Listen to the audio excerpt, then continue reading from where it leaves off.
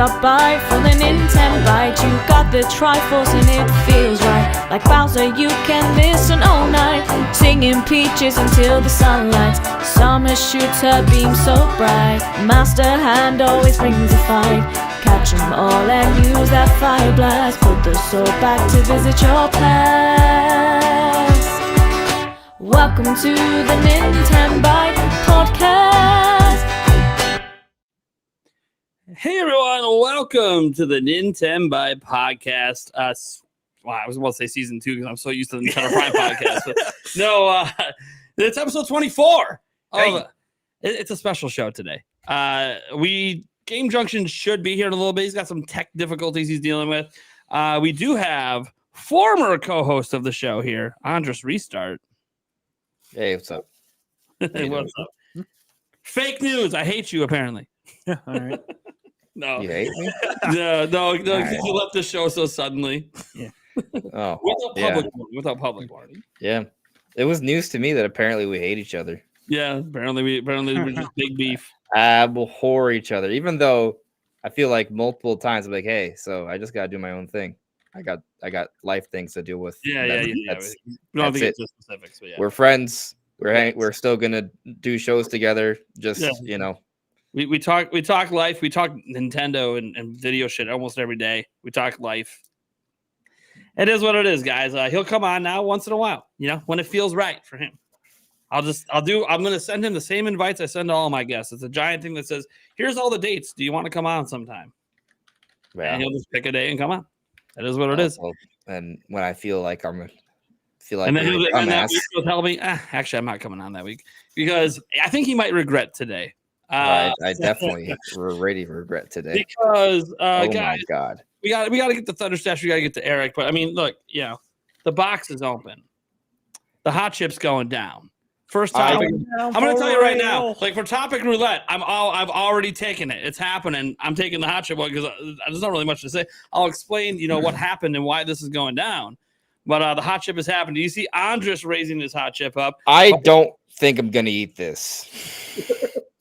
Andres is I did not make any bets, but I thought, you know what? Sounds like fun. And then I looked into it afterwards, and then Nate kept speaking ill of it, and then and now I'm enjoy laughing at me. It's fine. I'm feeling weak in the knees. See, Eric was, we're joking about how they were both going to fake take the chip and then make me take it without them. Eric wants to do it, so I'm not worried about him. He's like, this challenge defeated me once. It will not defeat me again. Oh, man. Anyways, let's go ahead and introduce everyone else. We got Thunder Stash here. How's it going, man? Hey, it's going great. Very excited for tonight. I told Nate prior to that the first time I ever heard of the hot chip challenge was on the show, like months ago when you first made this bet. Oh, yeah. And I didn't know what it was because, I'm old. I'm like, well, what is that? So, of course, I had to Google it. I saw what it was. I'm like, oh, this is interesting. But I didn't watch anybody do it because I'm like, hey, if this happens, I want to see it, live and raw for the first time. So I'd have to say I'm like just as excited probably as you guys are in chat. I'm just excited that I'm not doing this on a normal standard stream night because if I have to visit the porcelain throne, it would just be dead air. Yeah. And it might be like 45 minutes of dead air. Good point. So I'm like, you know what? The podcast is good. It is our big, by the way, there's two reasons that I decided to do this on the podcast.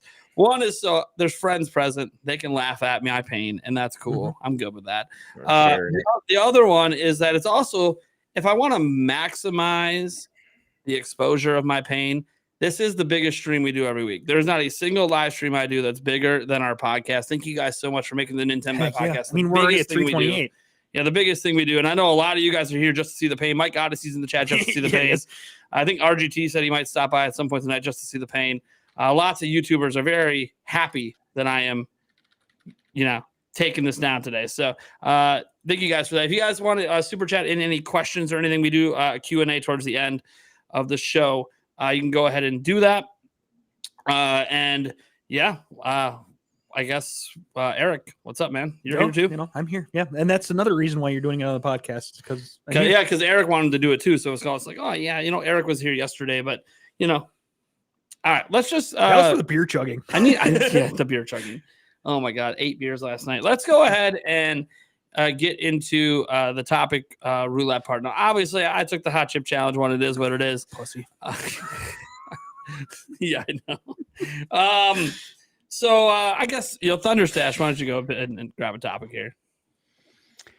Let's go with the Echoes of Wisdom impressions. I'll take that. Awesome. Okay. Let's see here. Eric. I guess I'll do Nintendo Alarmo and Nintendo Switch Online playtest program. Unless Game Junction wants it when he comes in, then I'll just do what's most excited about Switch 2. Because yeah.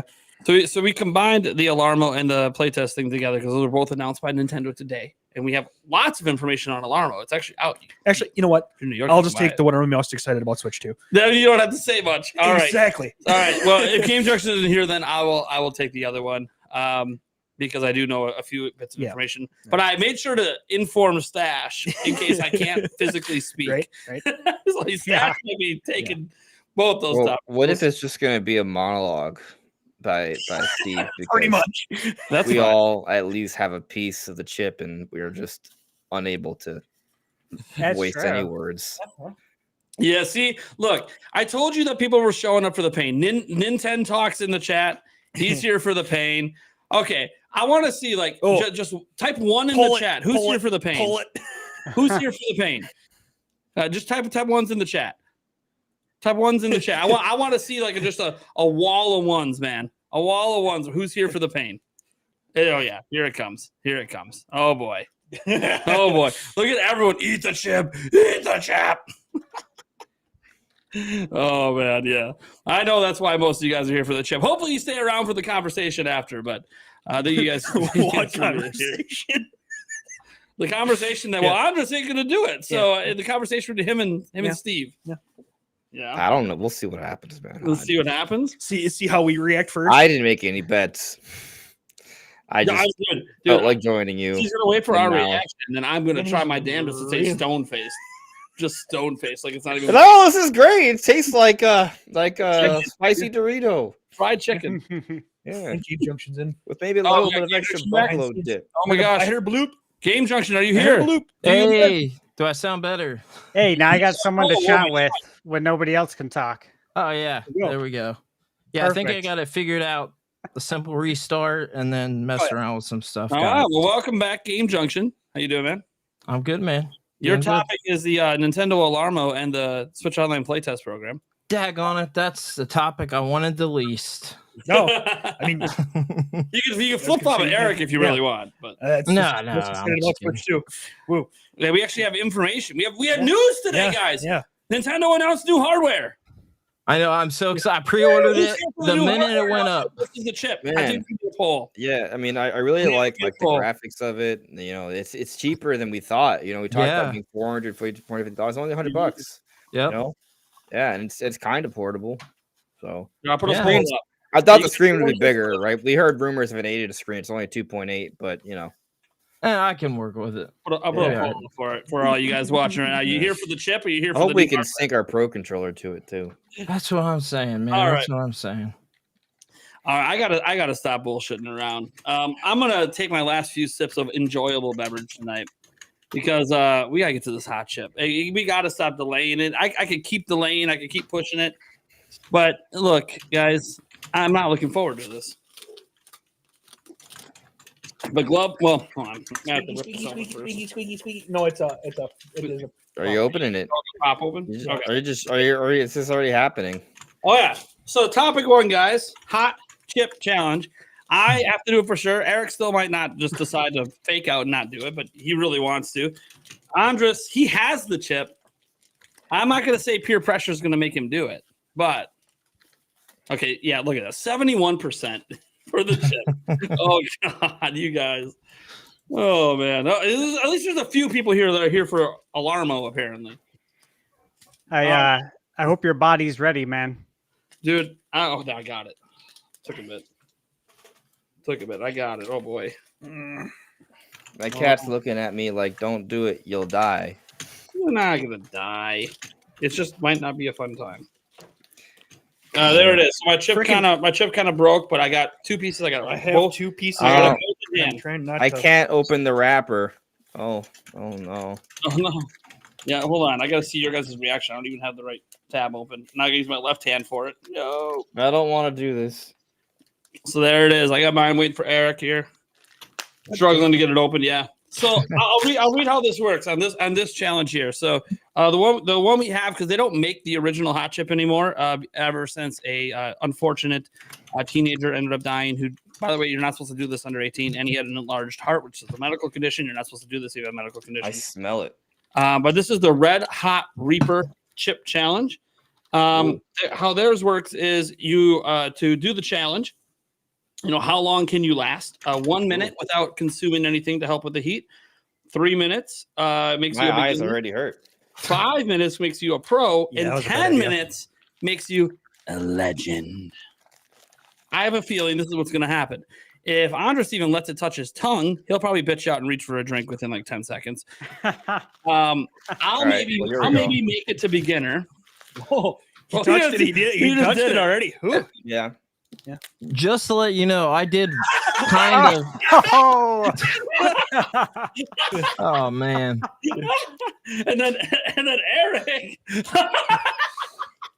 I didn't think I was going to get to enjoy laughing because I was going to be in pain. I feel like I should have did this too. I feel left out. I You feel like considered you're not part of grabbing it. You know what? You Get can make away. a bet that you're going to lose next time. Be like, All right, we'll do that. betting switch Bro. shoes being revealed the same Bro, day. I barely as- nipped that. I barely nipped it, and that was explosive. I do Like- not feel left out at all, by the way. Yeah, he'll probably have In and Out come later or right. some nice. Zero interest. You get to enjoy it. I don't know how I can eat this whole chip. That was point. I just took on 0.00001% of the No. ferocity what this has to offer, Yeah. and I feel like I've. Oh my god! Oh, what time do we got? Everyone, I in mean, the I'm chat, good. I everyone wants you don't guys. need any. I don't need anything else. I don't have to drink anything from that, but I kind of want to. Yeah, just a little bit. The lick, most people can do the lick and then not drink. Once you chew and swallow. This is great content. Grade A content. I don't know. Has there been any other Nintendo content creator that's done this? There's no way. There's no way I'm gonna eat this whole chip. That I can't fathom that. 20 I'm actually. seconds. You know what? His Now time I'm is the one I'm pain. delaying. No, yes. Oh, No, I'm gonna freaking go at the top of the minute here. oh, top of the minute? Yeah. I guess Alright, the look it only up. thing to do is to wash it down with more. 10, 9, 8, 7, 6, 5, 4, It is kind of stale. 3, 2, 1. Ooh, it's hitting me. Oh, you guys just put the whole thing in there. Oh my god. Ooh. This tastes really bad. I bet it's delicious. Mm-mm. Oh Ugh. man, that's a lot of body language there from Nate. You just put the whole thing in there. You guys are wild. I don't the only think way this to one do is it. bad Oh man.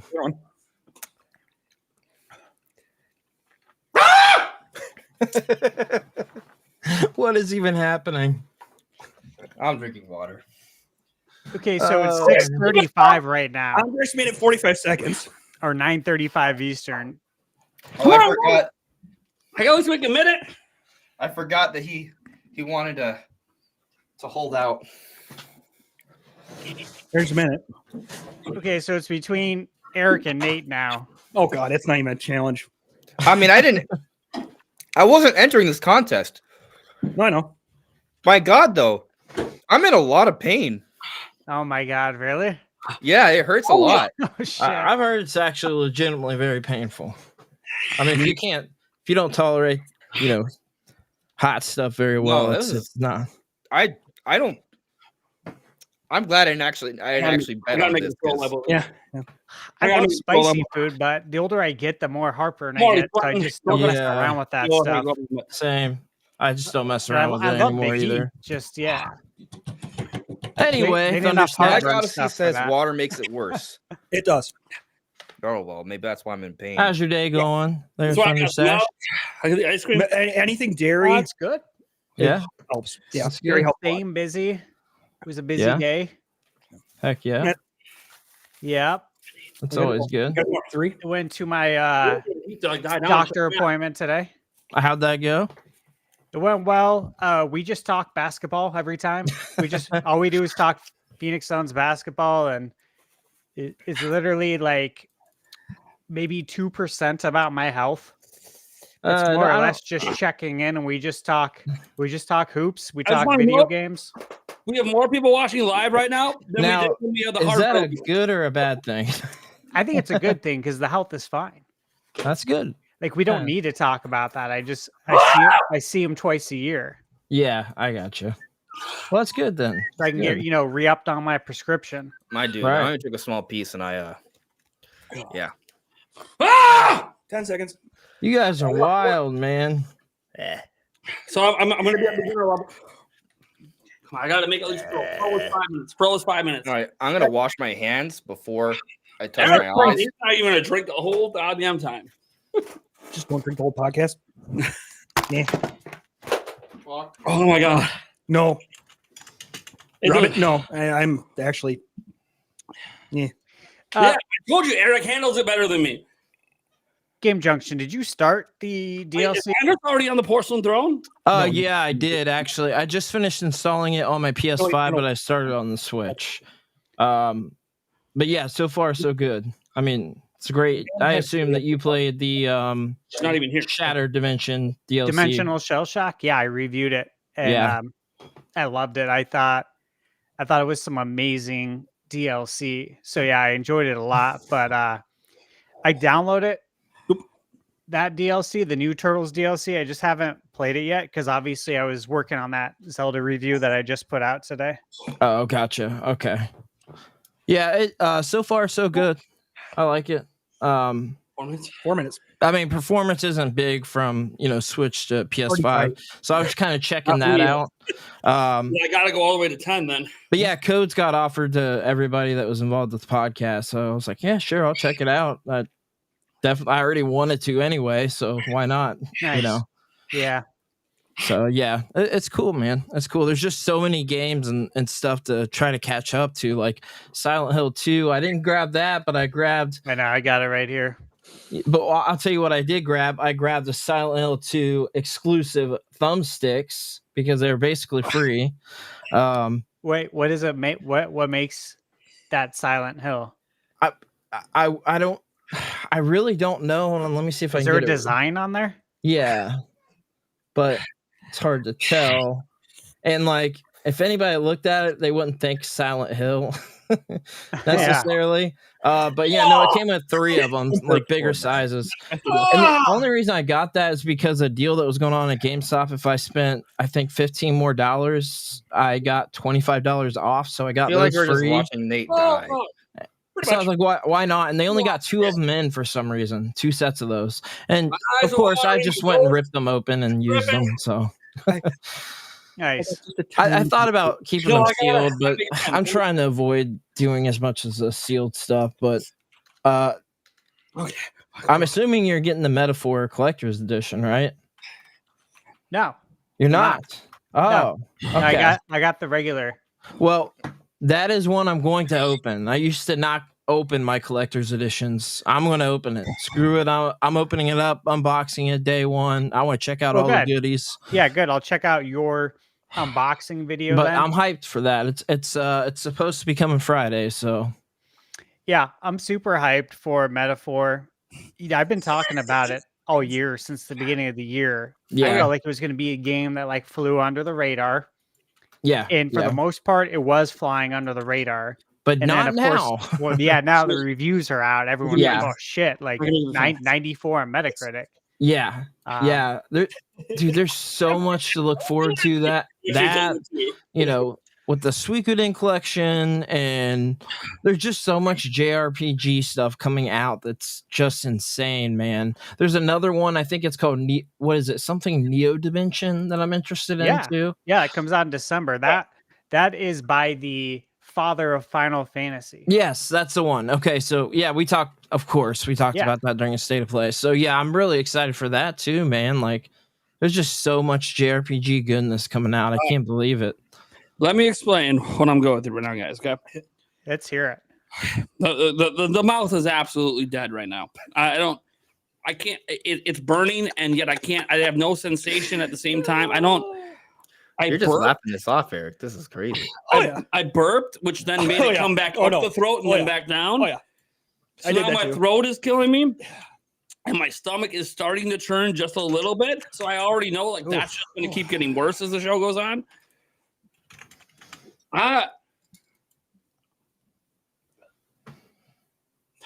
Oh man, it's not good. Yeah, this is not good at all. Hot challenge for starters. Guys are happy. You've been waiting for this pain with all those Switch 2 videos. By the way, I made a bet that it would be revealed in September, and I lost. So that's why we're doing this, or why I did the challenge. I don't know if I'll ever bet a hot chip again. Hold on. Gotta do this. Oh, you fucker. Deal with it. Are you still going through it right now? Yeah. Like the 5 stages pretty of much death gone. over I here. feel like we should have did a special hot chip challenge podcast just so everybody can suffer the whole time. You just feel excluded. You know what? Okay. Let's just get into our first actual topic, and we'll. No, I'm good. I enjoy watching the suffering. It's all good. I promise. You guys wait until I break. Is that what's happening right now? We're not going to move on until I break. Well, You won't break. you got just a little bit under 2 minutes. So. Yeah, we're almost there. We're almost for there. 10 minutes, right? Yeah, we're 2 minutes away. So let's just keep. Hold on, I'm going to ask chat right now. Do we go first for the milk or the ice cream? Put a poll up. Is that for me? That's a good question. Do I? Yeah, just don't die on us while we're live. That's all. I'm not going to die. I have definitely done spicier than this. I just don't do spicy stuff like this often. Whatever that was, the small little piece I took, that was the spiciest thing I've ever had in my life. Yeah, that was death. It wasn't close. Water. And him and I just both shoved it all Bad in. idea. Yeah. Bad idea, Mike. Bad idea. So we got both. I got this Cedar Crest frozen custard, dark chocolate with brownie chunk thing, and I got chocolate milk. Just shove it down your mouth, bro. Just all of it. This one is not as bad as the other one was.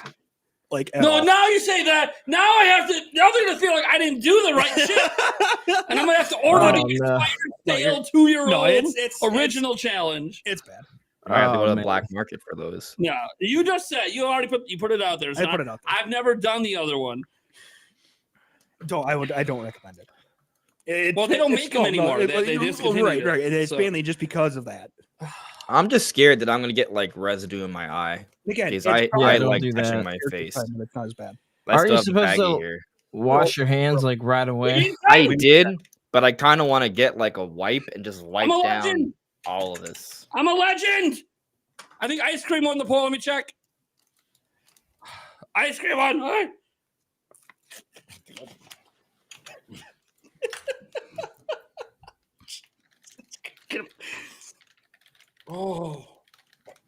Oh my god. It's already gone. Oh my god. It's seriously gone. I don't Oh my feel God. anything anymore. I mean, I'll probably burp 20 minutes later and feel it again, but you know, it is what it is. This is the greatest feeling in my mouth right now. It's still hot. Ice cream is helping so much. Yep. Oh gosh, this is freaking great. Um, I suppose we could probably move into Thunderstash if you want to go ahead and jump into our topic. You having an orgasm there, buddy? Yes. Yeah, let's do it. in a sec, man. Oh, dude, I gotta wash my face. fuck. Okay, so these are the rules for the topic, Sorry. and I want everyone in chat to know this too. Okay, so again, we're gonna be talking about Echoes of Wisdom. Yeah. I just reviewed the game. I put out my review a few hours ago on YouTube, and I want you all to know that it is a spoiler-free review. And I used footage primarily from the trailer, Nice. from like all of the trailers. So that way it's no new footage. And so I was very careful with that review. We're going to be very careful today because, I know how it is with Zelda. It's just something you don't mess around with. It's sacred to a lot of us. Yep. And so we're not going to speak past the halfway point of the game. Okay. And I really don't know how much detail we're even going to get into about specifics when it comes to, environments and whatnot, but we'll see. We'll see what happens. So who would like to speak on this first? Who can speak on it first? I mean, I can go. Why not? Eric's gonna talk. Why not? Shut up! You're talking. I'll come off of the hot chip challenge and just actually start talking here, just to prove that I'm not a little bitch like Nate is. Do we have another chip? God damn it! No. I am probably. I think it's. You got your tutorial. And then I'm 3 more riffs in, just past the next three riffs. It's a fun game. I like it a lot. There are times where it does get a little clunky when I'm trying to target something and it just randomly picks something else. It's like, no, that's not. When you're trying to L target. Yeah, that's not what I wanted. Please, why? Just no, come on. And then it just, and then you could be just facing barely to the left, and cast your echo, and it's like that's not where I wanted it. You're slightly off kilter, and it's not anywhere near where you think you wanted to put it. And it's like, come on. But I am having fun with it. It is a good game.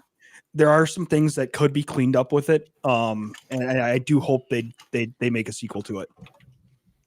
Or at least continue in the vein of Zelda having her own games. Yeah, because ultimately, more Zelda's a good thing, right? Mm-hmm. Yeah. Okay. Brandon, where are you at in the game? So I am about a little past halfway through. So I can't talk, a lot about end game stuff. I'll tell you what, I'm having an absolute blast with the game, and the decision I made was I was just going to take my time with it. I did the same with Breath of the Wild and Tears of the Kingdom, and I did my reviews much later. So I was like, I'm just going to do that again. I'm just exploring everything, checking everything out, talking to all the people, kind of taking it all in. So it's just going to be a later review for me. I'm just taking it at my own pace and just kind of enjoying it. But I love it. I love playing as Zelda. It's different. It definitely plays a lot different. Obviously, I don't think it's a spoiler. Well, maybe it is. But what is it? What are we talking about? I mean, being limited with being able to use the sword and stuff. As Link. No. Yeah. So I'm loving it. I think it's great. It does have performance issues. And so did Link's Awakening, which is kind of unfortunate. And in my opinion, I don't think they're going to patch it because they never did for Link's Awakening. They just ignored it and moved on. Which, like I said, if that wasn't there, the game would probably be like a 9.5 for me. I think I'm setting it probably like an 8.5, 9. I enjoy it a lot. But the performance issues are very apparent, especially in the overworld. The dungeons, not so much. But all the different echoes and all the things that you find and the crazy things that you can do with them, kind of takes me back to Tears of the Kingdom, because you just kind of do your own thing. There's 50 ways you can solve a puzzle, and I love that. I think it's great. And creativity comes out of that, and you might do it a way that somebody that made a guide did it completely different, and you just had no idea. Oh, I could have just did that. I took the hard way around, but it was fun, like learning that hard way around. So, I love it. I think it's great, and I'll have a full review coming out, hopefully sooner than later. I'm not looking to extend it far, but I just want to take the game in fully, enjoy it, and get just get a lot of time with it so I can speak with it and do a long, in-depth review. Cool, man. Yeah. A lot of your feedback I've heard throughout the internet. I've heard it echoed, you could say, throughout the internet. Yeah. Performance issues. Yeah. It's been spoken about for sure. I saw some hiccups. It doesn't run at a smooth 60. It definitely dips, but I didn't think that the performance dipping really broke my immersion or negatively affected the gameplay. Like I never felt like because the frame rate dipped, I was gonna die or something. You know what I'm saying? Yeah. Which is good. And of course, growing up playing regular Nintendo, man, we're no strangers. We're no strangers to slowdown. Yeah, that's part of the game. Yeah. All right. So, Andres or Nate, who's in better shape to speak right now? I mean, I'm fine. I had a small piece. There we go. That's it. I'm good. My concern is just because I have a habit of touching my eyes, and so I was really worried that I was going to get some of the spice in my eyes. That would have been extremely. Not good. And then also my cat snooping around. I don't want her to get any residue either. So I kind of wipe some things down. But I'm good. Anyway, as for the game, nothing happened. Fair enough. I think the game is terrible. Like it's such a massive, huge disappointment. I don't believe you. Yeah, you're lying. I don't believe me either. Game's good. I like it. But I actually, I agree with you, Steve. Like the frame rate, like I notice, but I don't really the performance of the game doesn't seem like whatever impact it has. Like it's not. It's like if I were reviewing the game and I were going to assign a score, I don't feel like the number would be impacted by the frame rate, if that makes any sense. Maybe that's fair. Maybe it's because because for some people it's a bigger deal than others, right? And I also think that and I've seen a few different frame rate tests. So I'm a little unsure of how exactly it goes, but from what I've seen, when you are moving around a lot in the overworld, right? The frame rate does drop, right? But once it's dropped, it kind of stays at 30. And so if you're just in constant movement, it stays at 30, and then when you stop, it goes back up to 60. So I don't like it's. I guess what I'm trying to say is that like maybe it's just the way I play the game that I don't cause like the fluctuation as much because I'm either moving a lot or I'm not, right? And so maybe that's why it doesn't bother me as much. But but that said, it's not like it is very much apparent, right? I do think it is an issue, right? I don't think that these kinds of performance issues should be something we see from the Zelda team. Well, it's technically not the Zelda team; it's Grezzo, but the Zelda team did have a hand in the project. Grezzo has made multiple Zelda projects. It is a Nintendo published game.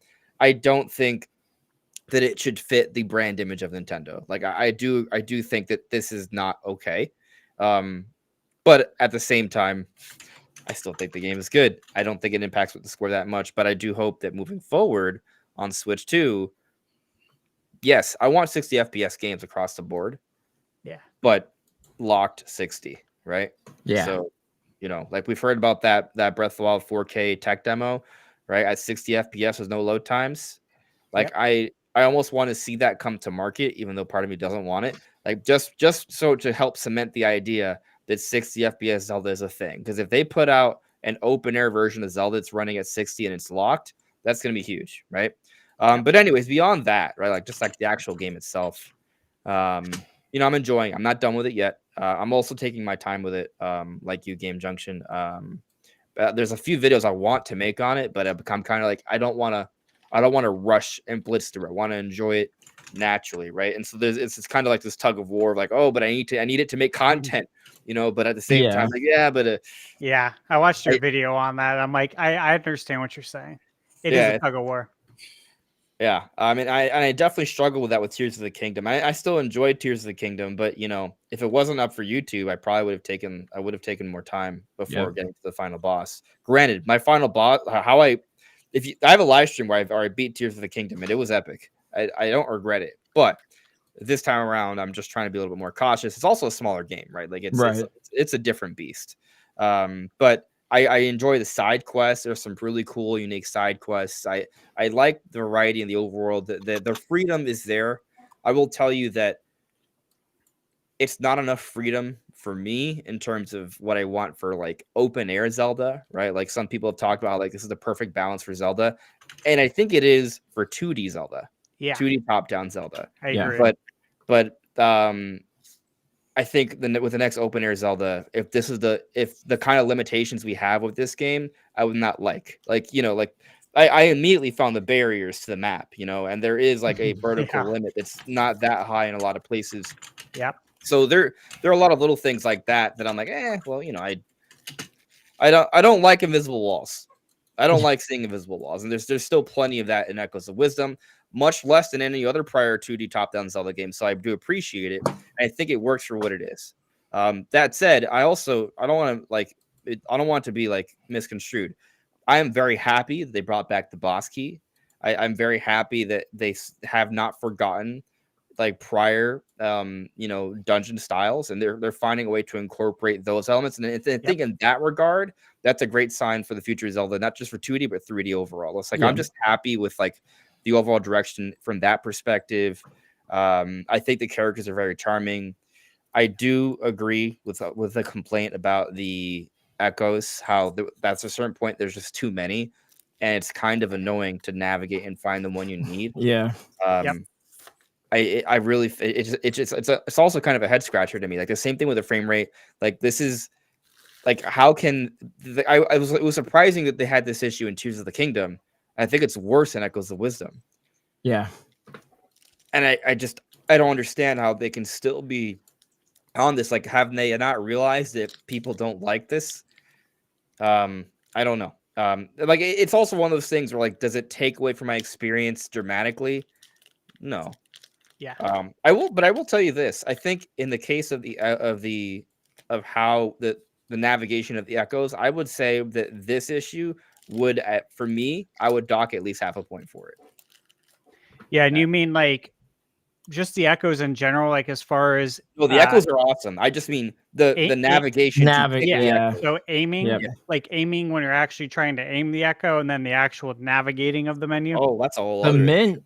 Both of those. Because Brandon, I meant menu navigation. Okay, so your menu navigation, Brandon, you're talking about actually targeting the echoes and lining it up on the map too, though. Because there are times when trying to lock onto a specific thing and it keeps on locking to everything but that, and like it would have been nice if like you could at least steer it a little bit, like with the camera, or just like one of the control sticks. Yeah, that would have been nice. What I noticed is if you keep pressing L, like if you press it once and then stop and then press it again, it'll go back to the same one. But if you continuously press it, it will change each target and like go into a rotating circle. So that helps, but yeah, it's not ideal. I get that for sure. And I gotta say that just from the start of playing it, right, guys, and seeing the performance, some of the dips, again, it didn't bother me. I'm aware of it, and I know it does bother some people more than others. But seeing the performance and then seeing the menu, the Echoes menu, once you start to load up on Echoes, two things immediately came to mind. And that was, I really wonder if this game was made for Switch 2 in mind. because I still believe that Switch 2 was originally supposed to come out this year. And so immediately I think, okay, well, maybe it was made for Switch 2, or maybe it was made for Switch 1 with a Switch 2 boost in mind. That's the only thing I would believe. I actually think that they had intent probably pretty well far in advance that this would be a late Switch 1 title. Maybe, but to your point, maybe there was a hope that they could have like a better version for Switch 2, I guess. But I mean, I don't think it was like, the fact of the matter is, I think no matter if Switch 2 was coming out this year or let's say even last year, like Echoes of Wisdom was gonna sell more on Switch 1. No doubt. Of course. Yeah. It's got the install base. So I think that version needed to be like, yeah, as good as it can be. And I mean, I think we got as good as it, like, this is it. You know, I don't think there was ever any intent to make it any better. Yeah, and again, like Brandon said, probably not expecting a patch. I'm not expecting a patch to fix this again, because this is how Link's Awakening was, and this is more game. Yeah, this is more intensive too. Yeah. I think this is a much more intensive game with the echoes and the amount of echoes. Oh, the that can tech be is on definitely screen. better. Like, there's a lot more going on with this game. Like, Yeah, I mean, I mentioned the freedom earlier. Like, that is something that's really cool about this game, though. Like, being able to run the canopies of trees or scale mountains, like, that's awesome. I love that you can do that stuff. I love that you have all the extra level of camera control as well. You can shift to like a bird's eye view, or you can continue. Yeah. to I use that a lot. Constantly for me. It's constant for me. Yeah, it was really nice. The other reason I was going to mention, and again, obviously this is it's all strictly rumor, right? We don't know. But Matt, if the new controller, the new Switch has a scroll wheel, my God, would it have been perfect for those echoes? I had that thought too. For that horizontal scroll wheel, I'm like, this just seems like a weird setup to, hold the button down and then literally scroll through all of these echoes. And it's just like, did you guys have something else in mind or what? Because I don't know. It feels like I say it feels like that could have been done better. Sure. But I'm not saying that, and I didn't say it in my review because I don't have a better answer. You know, I'm not going to complain about something if I can't give a better answer, a solution, right? Nate's looking at the box. He wants his money back. It wasn't spicy enough. No. They have a thing where I have to put it on social media and hashtag them and then challenge someone. So, oh God, we'll see. Don't challenge me. Yeah, I know you have it, man. You're an easy one. No, yeah. I can talk if people want. No, hold on. I know Nate had said Thunderstash that one way to kind of fix that too would be to kind of group the echoes by like type of monster or type of enemy. So like you have all of your like bokoblins or whatever, in as like you go over to one and then you can go up and down to select the different types of them or things like that. I think that would make it a lot cleaner too. Yeah, I want to shout out Phantom D8 in the chat. Phantom D8 says, "Hey, Dev here. A scroll wheel has more possibilities than you all realize." And I kind of like. I think we all jump to the a scroll wheel for menu navigation because that's what Sakurai highlighted. Easy to understand. It's very easy to understand in that regard, like just left and right. But like we were just complaining about the camera. Like imagine if the scroll wheel could be used for like changing not the camera, but the targeting, like shifting that around. Like that could have been. Well, that's just one other like thing they could have done with it. Sure. Yeah. So like, I'm about halfway through Echoes of Wisdom based on what I looked up just to see kind of how much was left to do. And there's still quite a bit left to do, especially when you do all the side stuff. But because I'm slow playing it, I always knew I was going to slow play it. I don't really do game reviews on my channel. This kind of is the review right here, this discussion we're having. So, so obviously I can't come to like any final verdicts on the story and any of that stuff, but I am enjoying the story so far. It's Zelda. Zelda doesn't always have like the most in-depth story. Sometimes us Zelda fans try to add a lot of depth that isn't necessarily always there, but that's okay. We enjoy our lore, and it definitely has some interesting stuff in there for the lore, and I'm sure a month from now, all the Zelda theory channels are going to just start crapping out some pretty interesting theories just based on stuff that's already happened so far. You think it's gonna take them a month? I think they're being respectful. I think they're already working on them, but they're being respectful of. Remember, it's a delicate with Zelda fans. You got to give them time to beat the game before they want to watch the video. I want to think that too. I'll give you an example. Austin John Plays has been getting a lot of shit because he's been making the guides, and the guides have spoilers in the thumbnails because the guide's about what's in the thumbnail. Yeah. People are getting really mad at him. But here's the thing. He's doing it because now when you look up guides for those specific things, he's the #1 search result. It's evergreen content. So like it's kind of one of those like devil's advocate, like you have to do it that way if you want to be the thing that's evergreen, but you're also going to piss off people who just don't follow the guy and don't look up his content. I can still be fine, but I think there'd be a way to do it where you could not put that type of thing in the thumbnail, and then after let's say 6 months, then just update the thumbnail and then you can put it in.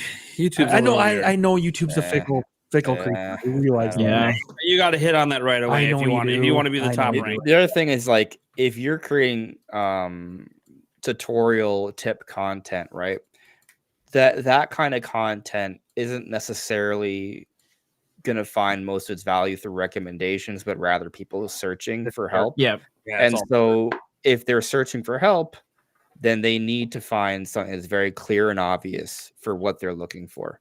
So if you make like something very obscure looking, it takes away from the purpose of like it needs to be very obvious what you're looking for. If like the whole purpose of the video is to appeal to people who need help for something, they're not going to find it if you make something obscure looking and vague. Yeah. So it is like a catch-22. Like what do you do? Like do you avoid spoilers or do you provide help? And the thing is, he's had this happen before. He makes guide content, guys. He doesn't just make guide content, but Austin John Plays makes a lot of guide content. That's just like the other side of the sword, because you might go, well, how come websites don't get in trouble for it? Well, because you only find it if you're looking for it. And the problem is when you make guide content, then make other content, people might subscribe for your other content, then see your guide content they didn't want. Maybe what could be done is maybe YouTube could like integrate a feature of a spoiler tab. So if your video has some level of spoiler, you put it there. I got a lot of suggestions for YouTube. Like they should when we have categories. Like I said this in my live stream last night. I think when you put a video in a category, that category should appear under the title of the video.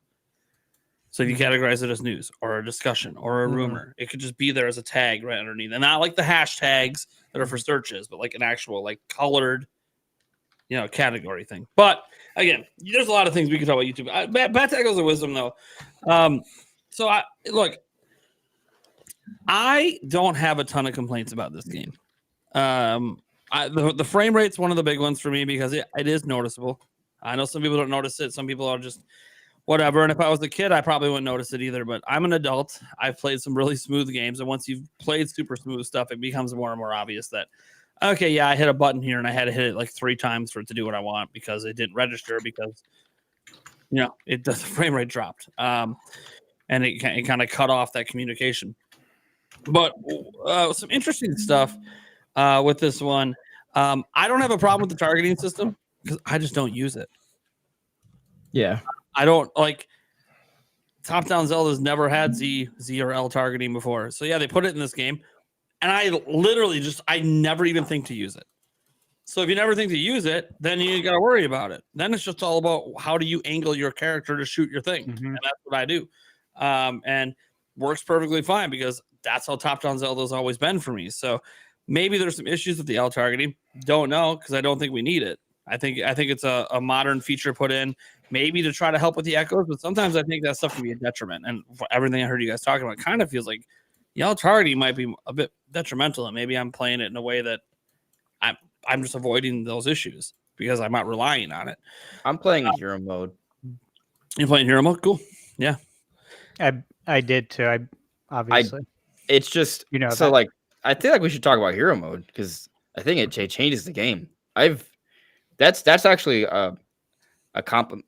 Nate, I'm not sure how much I'm cutting you off by, but like hero mode is just kind of like it's actually like pretty challenging. I have died maybe 50 times, and sometimes it's kind of frustrating because like there will be enemies that just one shot me, and I don't know what it is, but with 2D Zelda, you don't have especially because Zelda doesn't have a shield, right? Link does. Like you don't have as many defensive options.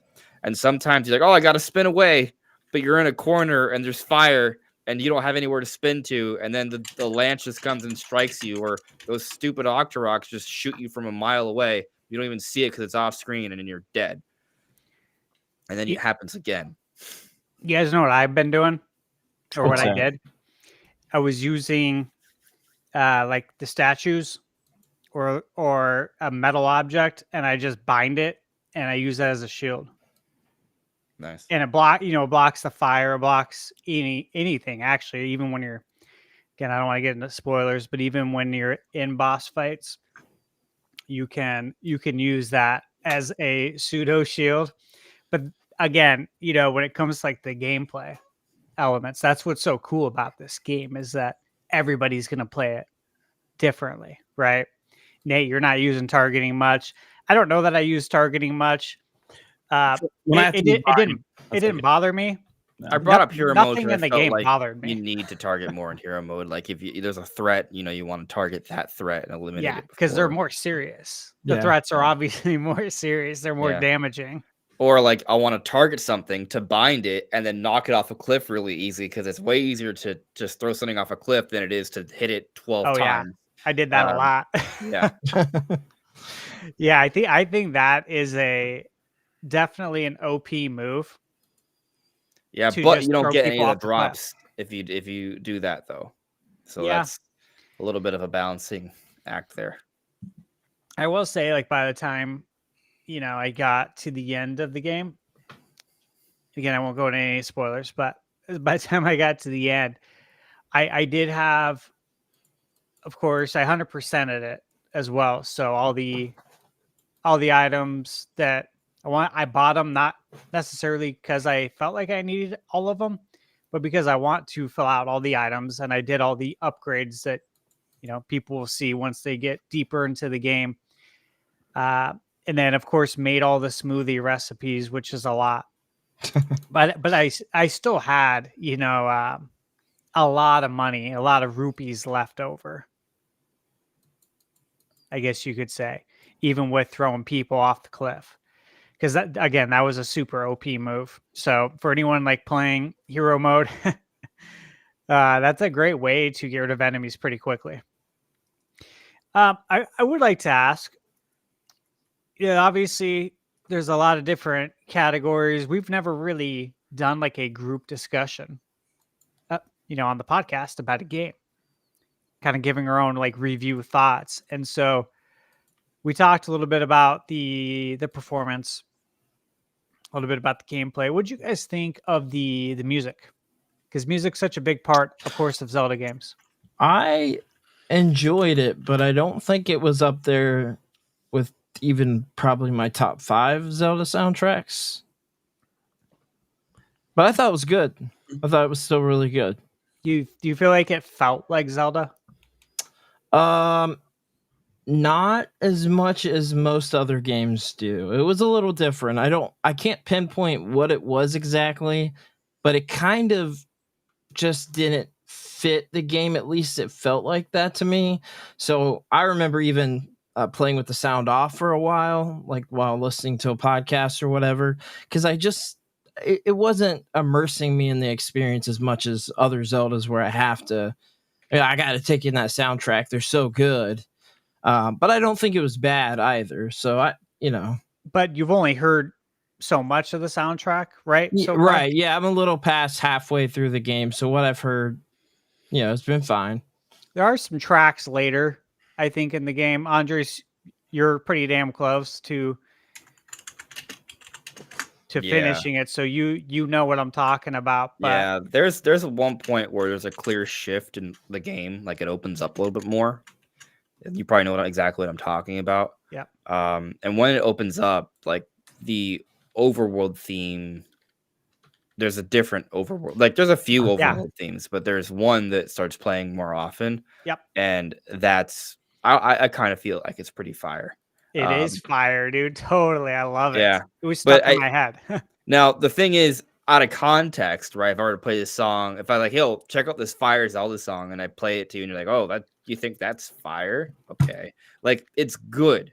I really enjoy it, but I do think there's a little bit of we have to think about the overall like atmosphere and artistic direction for this particular game and how it matches, right? Because the music for this game is meant to kind of match it, right? This is a more cutesy, chibi style Princess Zelda led Zelda game, right? So with that in mind, like, you know, we're not necessarily getting as many like really ultra creepy, dark, gothic kind of things like say like Twilight Princess, right? So we don't have as much of stuff like that, and I think some people might want more things like that, and I get it, right? Like Ocarina of Time, Majora's Mask, Twilight Princess, they had things like that, but there is also like I mentioned that overworld theme, right? But like Soothorn Village, like I just let that on the other night. My cat was on my lap, and I was just like, it was just like a very like peaceful, chill, relaxing song, right? Like, and so there's things there. And there are moments, you know, like as you progress, there are moments where you hear certain tunes. Like I think it's good. But to Game Junction's point, is this like a top 5 Zelda game in terms of music? That's a high bar. That's the thing. This is a very high bar. Yeah. I don't know if I'll go. There's a lot of Zelda games at this point. It's tough, but I also don't want to say it's bad. Like I don't think it's bad. I mean, also like maybe this is me. I don't. It's not just me, but you know, more people like 3D Zelda than 2D Zelda. Like just sales wise, that's a fact, right? Yep. And I do like it. Kind of goes back to my other point about just like the overall artistic theme of this game. Like I think that some people want to hear a certain type of Zelda music, and there's just not as much of that in this. Yeah. And so maybe that's what they're looking for, and they're just not going to get it. Not as much, at least. There are things like that, but they're like maybe a little more like lighthearted. Yeah, there's like musical notes. Yeah, I talked about it a little bit in my review, but musical notes in some of the songs that it's a few notes, and if you know, like it's a callback to other songs, which I didn't go in detail about, and I won't here today because, you know, again, that's for everyone to experience themselves and, you know, see if you can pick that up and for you to enjoy. But yeah, as far as top 5 music, look, yeah, the competition is great, right? I can't say I've ever played a Zelda game that didn't have an amazing soundtrack. To me personally, I think they all have great soundtracks. Even going back to, of course, the original NES title, that's the overworld theme that has made its way into every Zelda game. Link's Adventure, right? The town theme is fire, in my opinion. Absolutely love the town theme. But you can go on and on. You look at Link to the Past, that's just got so many great tracks, and Ocarina of Time, so on and so forth. It just gets better and better. I feel like what you had said, Andres, that if people are going into it like hoping to hear that classic music from Zelda, and you know, maybe they're being let down because that's what their expectations are going into it, then yeah, maybe they won't like the music as much. But to me, you know, I think they were going for something that paid respect and homage in a very lighthearted way to the Zelda franchise, but wanted it to be its own unique thing, which to me is a good thing, because that makes me hope and think that there's more plans than just this. And there should be, right? Because it was a fantastic game. So, you know, you got to create your own identity, right? But the identity of this game and the music, it borrowed just ever so slightly from Zelda. And again, it was only a handful of tracks, but to me, this was completely unique. And like you said, the overworld theme, later in the game is so good, like so good. And there's just other tracks, and I don't want to say the locations. And some of the locations are optional. And maybe it's just because like I recently just played through Zelda 1, 2, and 3. 1, 2, and then Link to the Past, that the music's like super fresh in my head of going through the entire game. And I heard some of those tracks in some of the optional areas, which Andres, you probably know what I'm talking about with that. But man, it was good. Like I got to give it up to it. I think this soundtrack was pretty damn good. This is I don't remember exactly how it sounded, so maybe it's not that good, but maybe it was just more speaking to just the ambience. But I like the snow area and just the overall feeling I had exploring the snow area. It was very cool. Yeah, the music was very, very calming, very chill, like in a good way. Yeah, chill. Yeah, yeah, oh yeah, right. I didn't even try that, but it was like very good.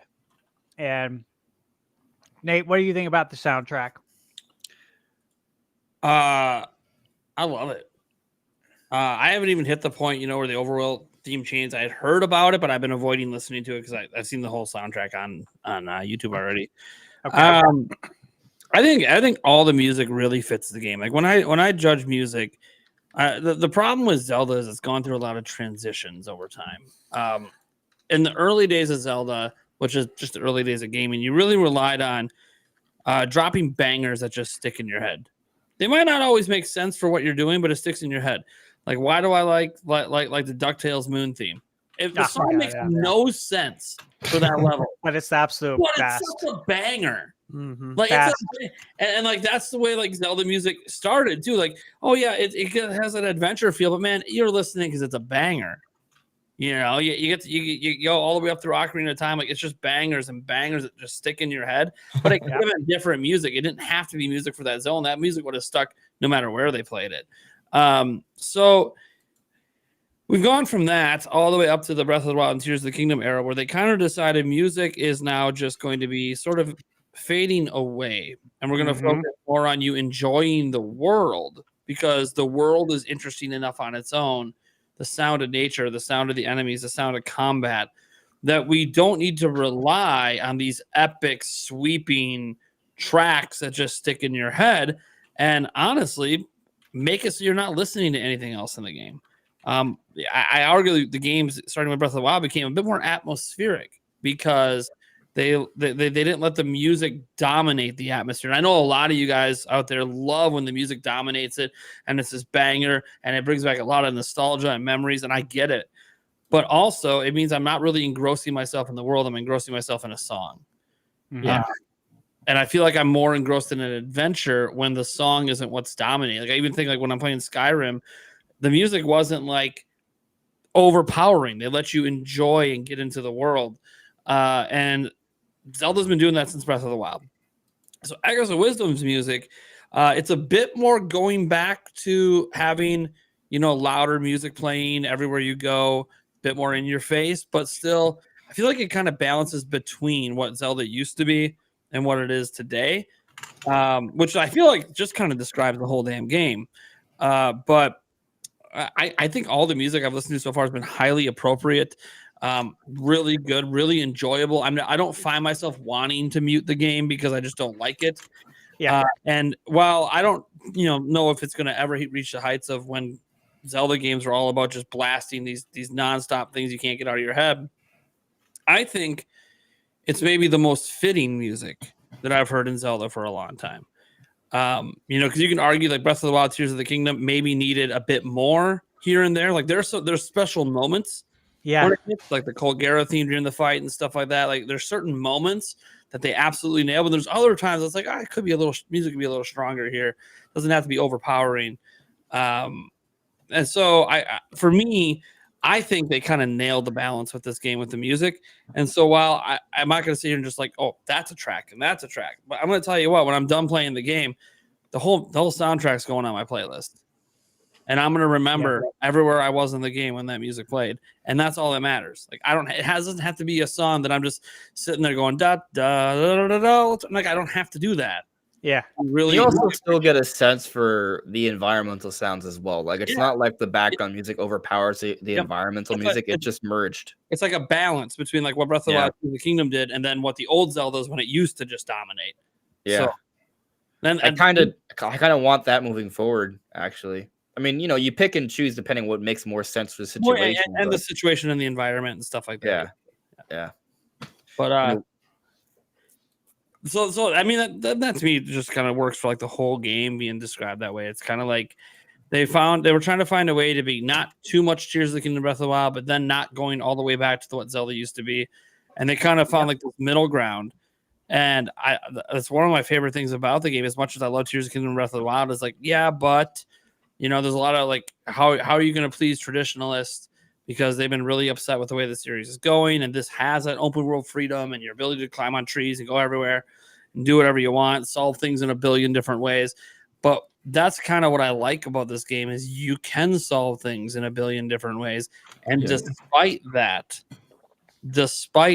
it still feels very traditional.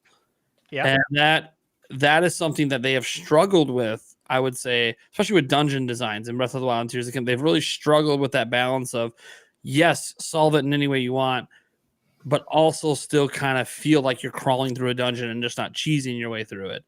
And don't get me wrong, there are things you can do in Echoes of Wisdom to cheese, of course. I mean, you can do that. It's kind of like in any game, just like an Ocarina of Time, you can kind of like wall grab and kind of sidle down and go to dungeons when you're not supposed to go to them. Yeah. But yeah, so I look, the music to me is honestly, I couldn't ask for it to be any better. I think this is exactly what this game needed. Is it going to be in my top 5? Like, I don't think anything tops any of the 3D games from the top-down perspective.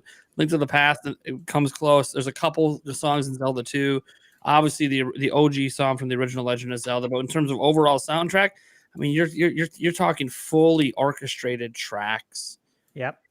That like just hit classics, memories like Majora's Mask music and Ocarina of Times, and the Wind Waker soundtrack is just banger after banger the entire time through. Skyward Sword, Great Sea, so good. Yeah, Skyward Sword music's amazing, and then even like Breath of the Wild and Tears of the Kingdom, sure, maybe some of those more subtle ones aren't, but they have each of those games have like 5 to 8 really just amazing tracks in the game when you actually experience them and the moments they put those tracks in. Yep. So for me, this ranks like below all the 3D ones, but above a lot of the top-down ones, because I feel like the biggest thing I love about this music is it feels original. It does. A lot of the top Zeldas, I feel like we're relying on prior games' music and kind of remixing it a lot. We do. Yeah, we do. That's definitely how it's been. I'm with you guys on that. I really, as far as the 3D titles, I think the music's a lot better. But again, it's all perspective because they're all great. And also bigger budget titles that are using full orchestras now and stuff. So yeah, I will say though that I loved the new gameplay elements, right, that they brought into it. Like to me, like this game definitely belongs. It's a Zelda game, 100%. And I think that's impressive that they were able to do that, considering the gameplay elements completely changed, right? I mean, there's sword combat, but I will say that I used it like very sparingly. Yeah.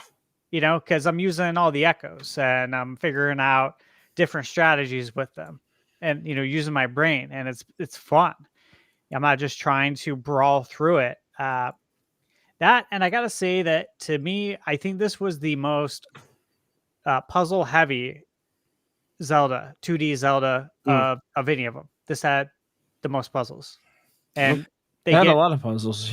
We get more as it goes along, but so many of the rooms in the dungeon, in the dungeons, require solving puzzles and thinking things through and thinking like, okay, what echo do I use here to do this or to do that? There was a lot of that. What was the toughest I liked it for you? The toughest one? Toughest. Well, without going past the middle, probably the one that I mean, people know there's a fire forest, okay, I would like say stuff, Farron. right? Probably the Farron. I agree. Yeah. I did that one last too. I don't know if you did, but Second to last yeah, I from did. the ones I've done, which is I- 7 of them. Okay. Yeah, I did the fire, ice, and then Farron. So yeah, I thought that one had definitely had some head scratchers. So for me, what got me is that they have a lot of those. Maybe I don't think I'm misremembering, but correct me if I'm wrong. But the forest one had a lot of those puzzles where they had 2 different platforms.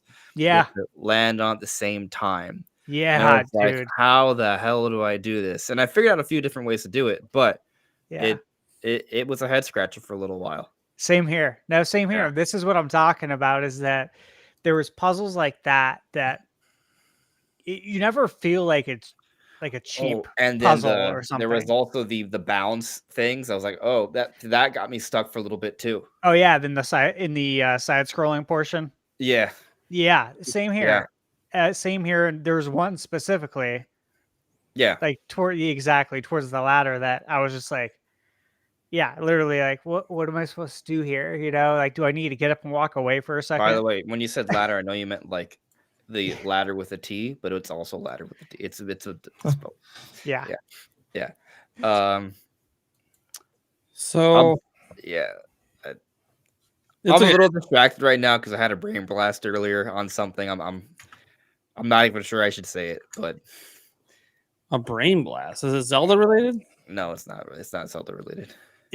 Is it Switch too? Is it related to any of our topics tonight? Yes.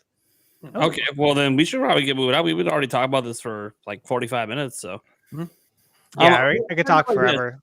Let's end like this. Like, just given like a number, we can go around and just be like, so far, what do we think out of 10? So I mean, Steve should be the easiest one. He already beat the game and has a review out. So where are you at? I'd give it a 9.5. Interesting. I think that for 2D Zeldas, this is the direction now. I think that if we get another 2D Zelda with Link, which hopefully we do, hopefully we just continue. I want to have both, right? Yeah, sure. But I'd like to see a lot of the gameplay elements, as far as like the way you make it like open world ish, as far as how you explore the worlds and whatnot. I want to see that make its way into the next 2D top down Zelda game. Okay. I would say I don't really like assigning scores, but if I'm gonna pick one, I'm gonna say it's some. I have to see how the ending's might decide where I land on here. So far, doesn't. But I'm feeling 8.5 to 9. Right. Like I think this game's gonna max out at a 9. Maybe if the ending is terrible, it goes down to like an 8. But I think it's I figure I'm gonna be at an 8.5 or a 9 by the time I'm done. All right, Eric. I think right now I'm at probably a 7.5, 8.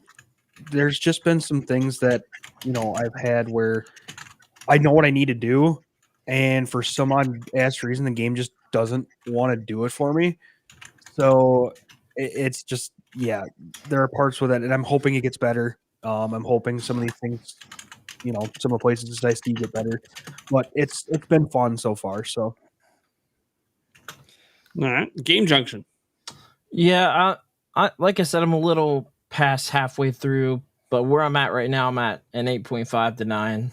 I gotta say, I'm enjoying the game for sure. I might enjoy it even more towards the end, the latter half of the game. So, around a 9 where I'm at right now. Cool. Well, I'm just gonna sound like a fanboy, but I'm at 9.8. This is everything I wanted the game to be. Yeah, you definitely sound like a fanboy. Everything I wanted the game to be. I mean, that's fair. I mean, it is what it is. Everything I wanted. Everything you wanted. Now that doesn't mean that 9.8 is going to hold, and it might go down a little bit the more I play. 9.6. This doesn't mean I have no criticism. If I had no criticism, it'd be a 10. But it's not a 10 because Tell me a criticism that we haven't listed today. that we haven't listed? I feel like I just threw out a really hard question because I am not even sure I could answer that question right now. A criticism. The horse should be an echo. Oh, well, that's a criticism that none of us have had today. Well, Yeah. for what reason? Because there's multiple different types of horses, and you should be able to just do an echo to summon different types of horses, and instead of it just being a carrot. So Okay. summon the. It's like it's just a one- carrot and the horse comes, and it's like, okay, but why am I summoning a carrot to summon the horse? Why can't I just summon the horse? So if you I can did literally that, summon enemies, I can summon beds, I can summon everything else instantly. Why do I have to summon an item to summon something? it is kinda interesting like this because if you can make echoes of creatures, theoretically, you should be able to make an echo of a horse. Yeah, why not? Theoretically, you should. Do you But- think they yeah. did it just for nostalgia, like I for think- giving I think- I think- Epona a carrot? I But think- also, it also allows them to limit where the horses go. who cares? True. Why? Who cares? Why limit it?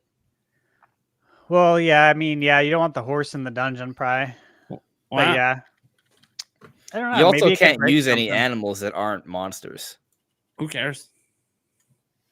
Maybe it just seems inhuman. Maybe just thought it would be like just not Inhumane. things other. Yeah, inhumane. Yeah, that's the word I was going to use. But I was like, Yeah, when I abandoned the snake I summoned over there, and I know it's about to die because I'm going to go to the next room. Man, how inhumane is this game?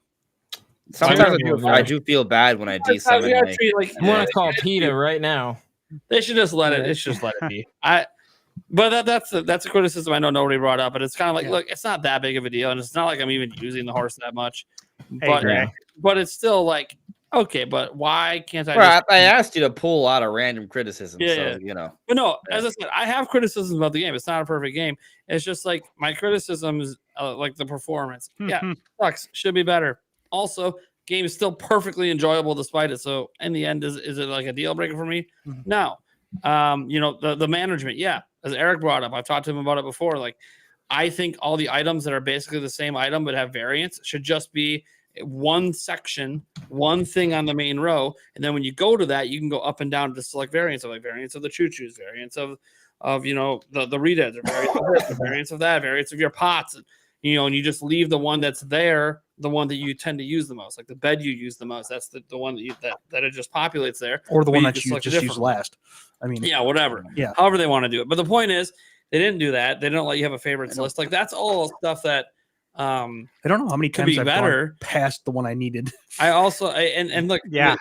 the menu navigation, there is like that button combo you can hit quick to bring up like the more square menu of it and then select. But I It's just not elegant. it's not elegant, and I think it's a lot of it. They just kind of copied what Tears of the Kingdom did, Yeah. not realizing that Tears of the Kingdom, even though some people found the way Tears of the Kingdom did it to be annoying, that's why some people didn't do a lot of fusing with arrows sometimes, because it was just kind of annoying.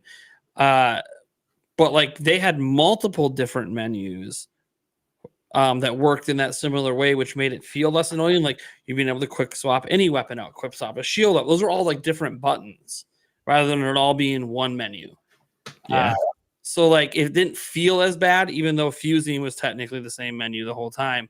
It just didn't feel as bad because we were kind of used to using that style of menu in different parts of the game. Whereas this game, that's the only place you use it. There is no other place in the game. That's it. The whole game runs through that menu.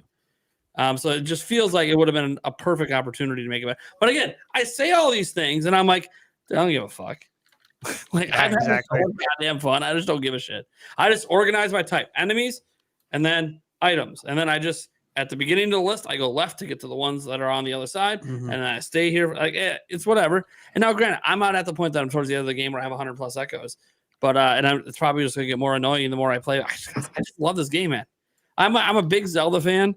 And it's not that I can't find critique. Actually, I think because I'm such a big fan, it's actually easier for me to find critiques. It's just how much do those critiques really make me not want to play the game? Yeah. And like, I have a ton of critiques of Tears of the Kingdom. It's my favorite game of all time, and I'd still rate that like a 9.9. Yeah, it's just like one of those Yeah. things where like you just want it to be the best game ever. Yeah. Yeah. Yeah, like Yulia, she loves Tears of the Kingdom, but she's not like a Zelda freak. So like, she's got no complaints. She thinks it's just absolutely perfect all the time, and she can't even find a fault. I'm like, oh, okay, well, that's a little Even though I want to move on, a casual look. So I do like what Kevo-san talks about in terms of the optional dungeons. I haven't done them all, but like there are some dungeons that are basically like I guess I don't want to spoil it, but it's cool to just waltz into a place. You're like, oh, this is a very interesting location. You know, it's a very interesting I location. just Like, gotta shoot the super chat because it's for Eric directly. Just caught up, man, and I'm dying. Also, Eric deserves this whole super chat. Straight up gangster. He still hasn't taken a drink. There is a glass of milk poured, and he has not touched it. Yeah, no, because I was waiting That's for the hour. wild. It's been over an hour, so. There he goes. He's about to And break I'm it. drinking just because I want to drink. It's not because I needed to. It might start to curdle. I shouldn't curdle that quick. All right, let's go into our next topic. You know what? Let's save the Switch 2 one more for the end because I feel like it's a good lead in from the Alarmo stuff.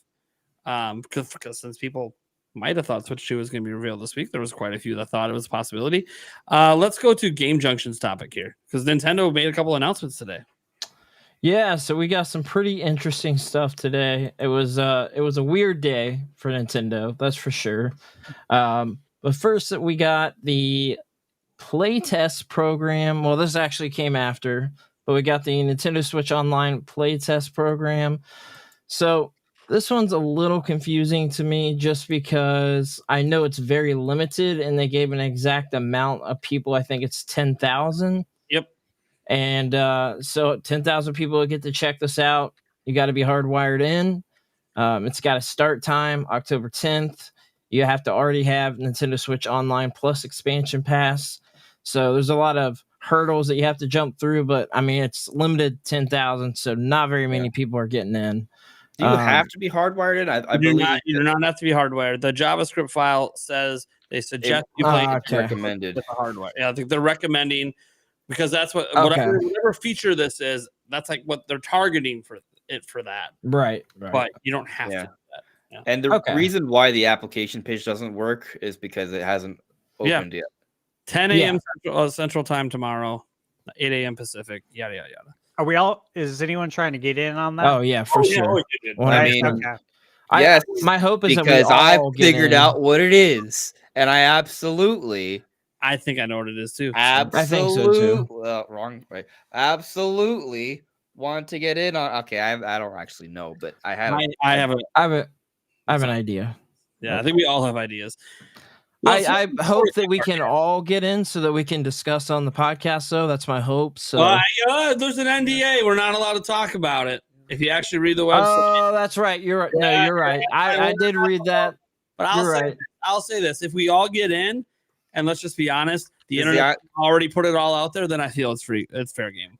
Yeah, there is an NDA. Once the rest of the internet puts it out there, which it's going to be out there tomorrow. Where does it say the NDA, by the way? I didn't read everything. You have to actually go to the link. Go to the website. Yeah. It says you got to be like 18 years old, all that stuff.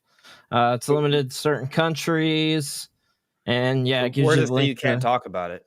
It's in the code. It's in the source code of the website. So when the form opens, so when you do the application, when you go through the application, it's gonna tell you that if you agree to, hey, whatever's in here, we ask that you do not talk about it. You do not this, you do not that. So can we just jump into talking about what we think it is? Yeah, absolutely. And we're gonna know tomorrow, guys. You don't let 10,000 people of the public get in to think it's not getting out. So whatever this new thing is, we're gonna know tomorrow. Well, maybe we don't know what it is tomorrow. I will know. One, I plan to get in, so I'll know. But whether I can talk about it will depend. Hold on. So the thing is, we're not going to play it until the 23rd, right? October 23rd. Let me see. October 23rd I feel like an idiot. I'm trying to do this math is a 2-week to figure out a long window of time too. What this is Eastern Standard Time. I don't know why I'm having so much trouble here. This will be. All right. You ready for my theory? It's probably wrong because it's too damn cool. What were you thinking, Game Junction?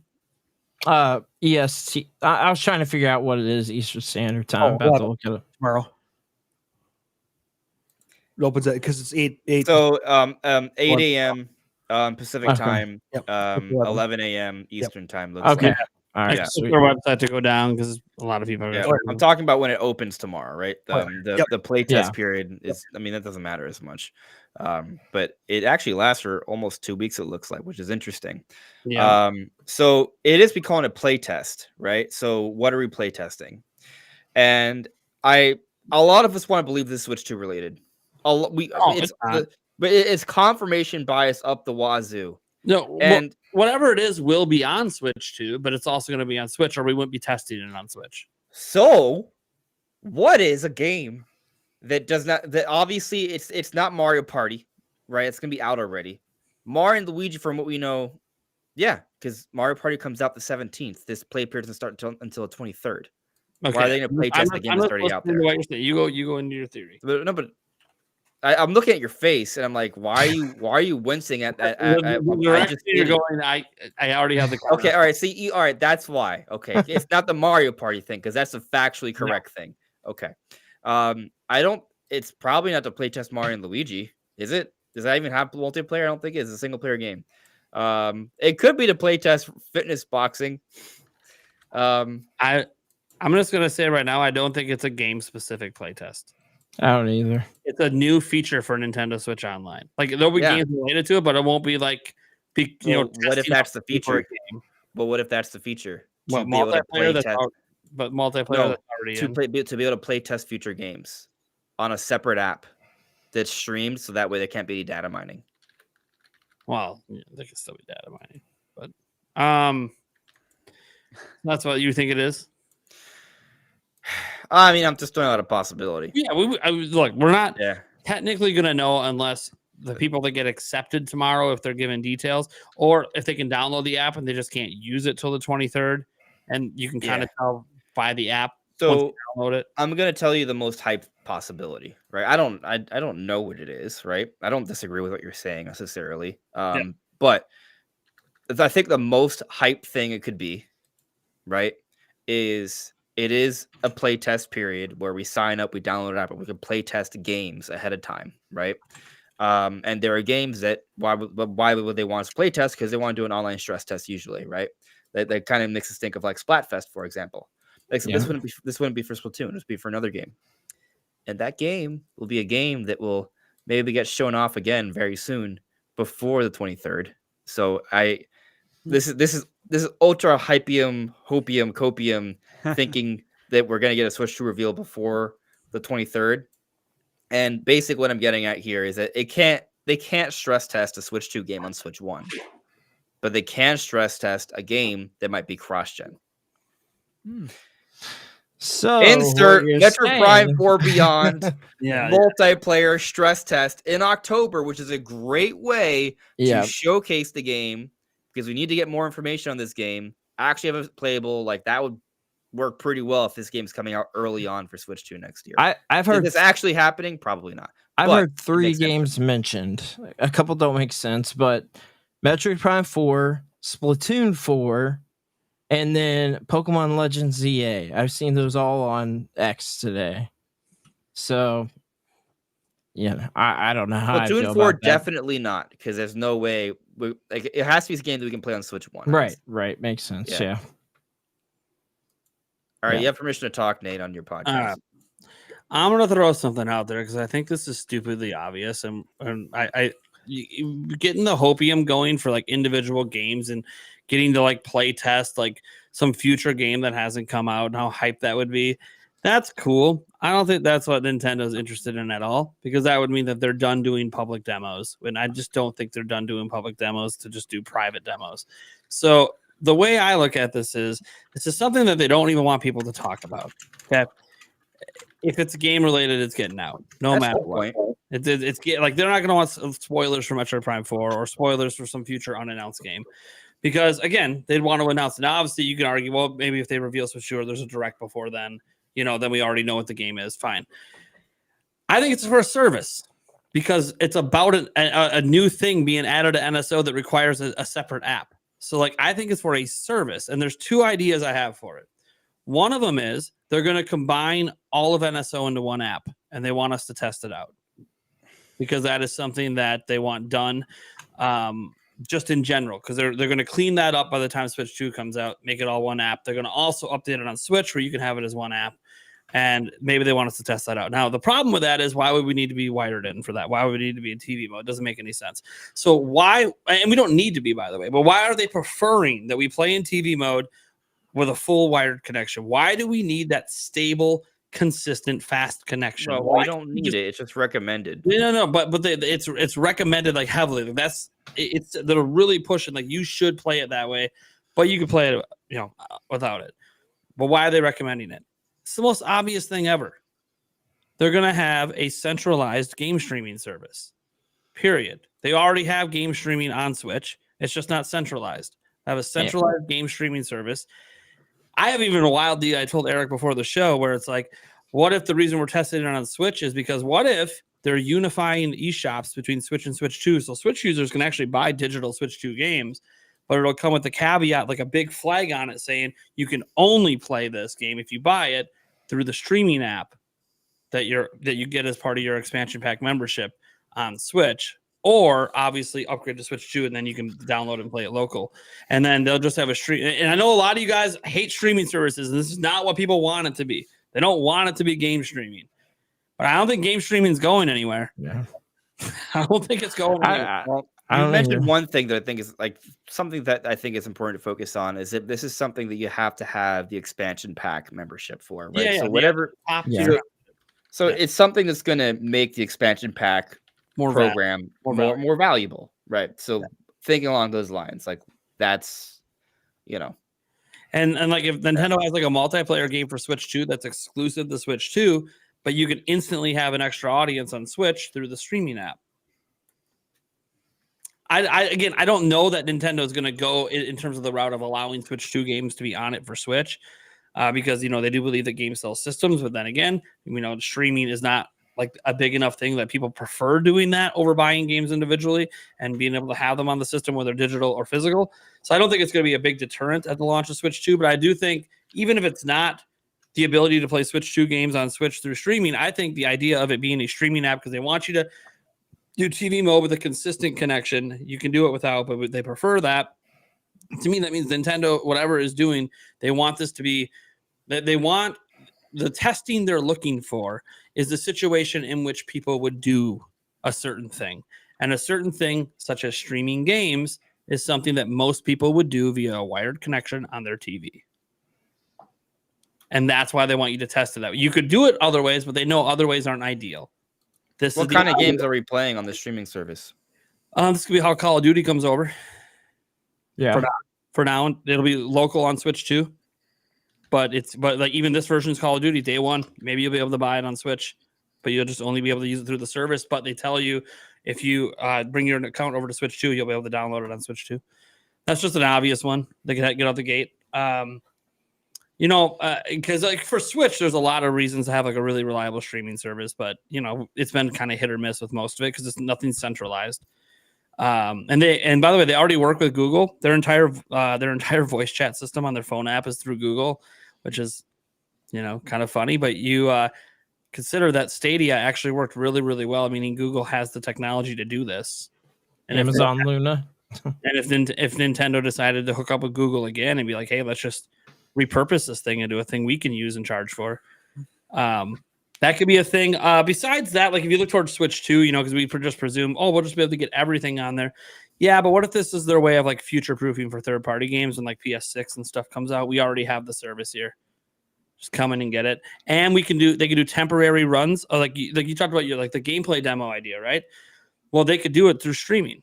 Instead of letting people download and data mine, they could do, hey, this weekend, try out, the new Zelda game that comes out next week. You can play for an hour in the new Zelda game this weekend only through our streaming service. They can do stuff like that as well. Like temporary demos where like they don't have to worry about chopping it up. They can just time limit it. So basically what I said for Metroid Prime 4. Kind of. I just don't think it's to like test out a multiplayer feature or anything like that. Personally, I think it's to test out a service. Yeah, I mean, again, I don't actually believe it's gonna be Metroid Prime 4. Yeah, I don't think next year maybe, but But I think the point is that having an app like that where expansion pack members can play some games ahead of time. Like, is that, are we on the same page there that they could? Yeah, maybe like a 3-day early access. Like, yeah, like a limited thing, or maybe it's even a month in advance, like almost like a Splatfest, but across the board. Sure. Not just Splatoon. But I don't know that people don't want to talk about game streaming, and I know that's not what we really want this to be. But I just kept thinking they prefer you to have a wired connection. There's only one thing you really definitely need a wired connection for, and that is game streaming. Yeah. I will. Something I think is also kind of just interesting to think about is the period of the playtest period is between October 23rd and November 5th, which interestingly is right before Mario and Luigi. It's like the window of time between Jamboree and Mario and Luigi. Yeah. Does that mean anything? I don't know, but at least it's something going on during those weeks. And it's still limited to 10,000 people. So like, this isn't something that, a majority of people are even going to be able to experience, but Nintendo's not dumb. Like, even in their little NDA thing, it just says, we would prefer if you don't say anything. They're not even like, they're going to pretend that it's not going to get out. They know it's going to get out. But that's like one of those, like, if I get into it, if I don't get into it, I'll still talk about it because it's going to leak out there. But once I get into it, if it leaks out there, then I think it's just, that's fair game to talk about on the podcast and stuff. Because once it's public knowledge, we can't just pretend it doesn't exist. That being said, well, you can. It's just of any other, you can, but like, what's the point at that point? If there's videos everywhere about it, it's like, come on, I'm not gonna. I don't think it'd be held against you. Yeah, well, it'd be different if Nintendo was like, you absolutely like. It's more of a suggestion NDA than it is like you absolutely like Iron Fist. I'm like, okay, if it was Iron Fist, I'd shut the fuck up about it. So, do we have any examples where that's happened before? We're like, hey, can you not talk about this? But I feel like it has, but I can't think of it. It happens with a lot of companies all the time that do like early game beta testing. Next thing you know, day one, it's being streamed on Twitch. I was trying to think of like Nintendo situations though. Nintendo hasn't done a lot of stuff like this.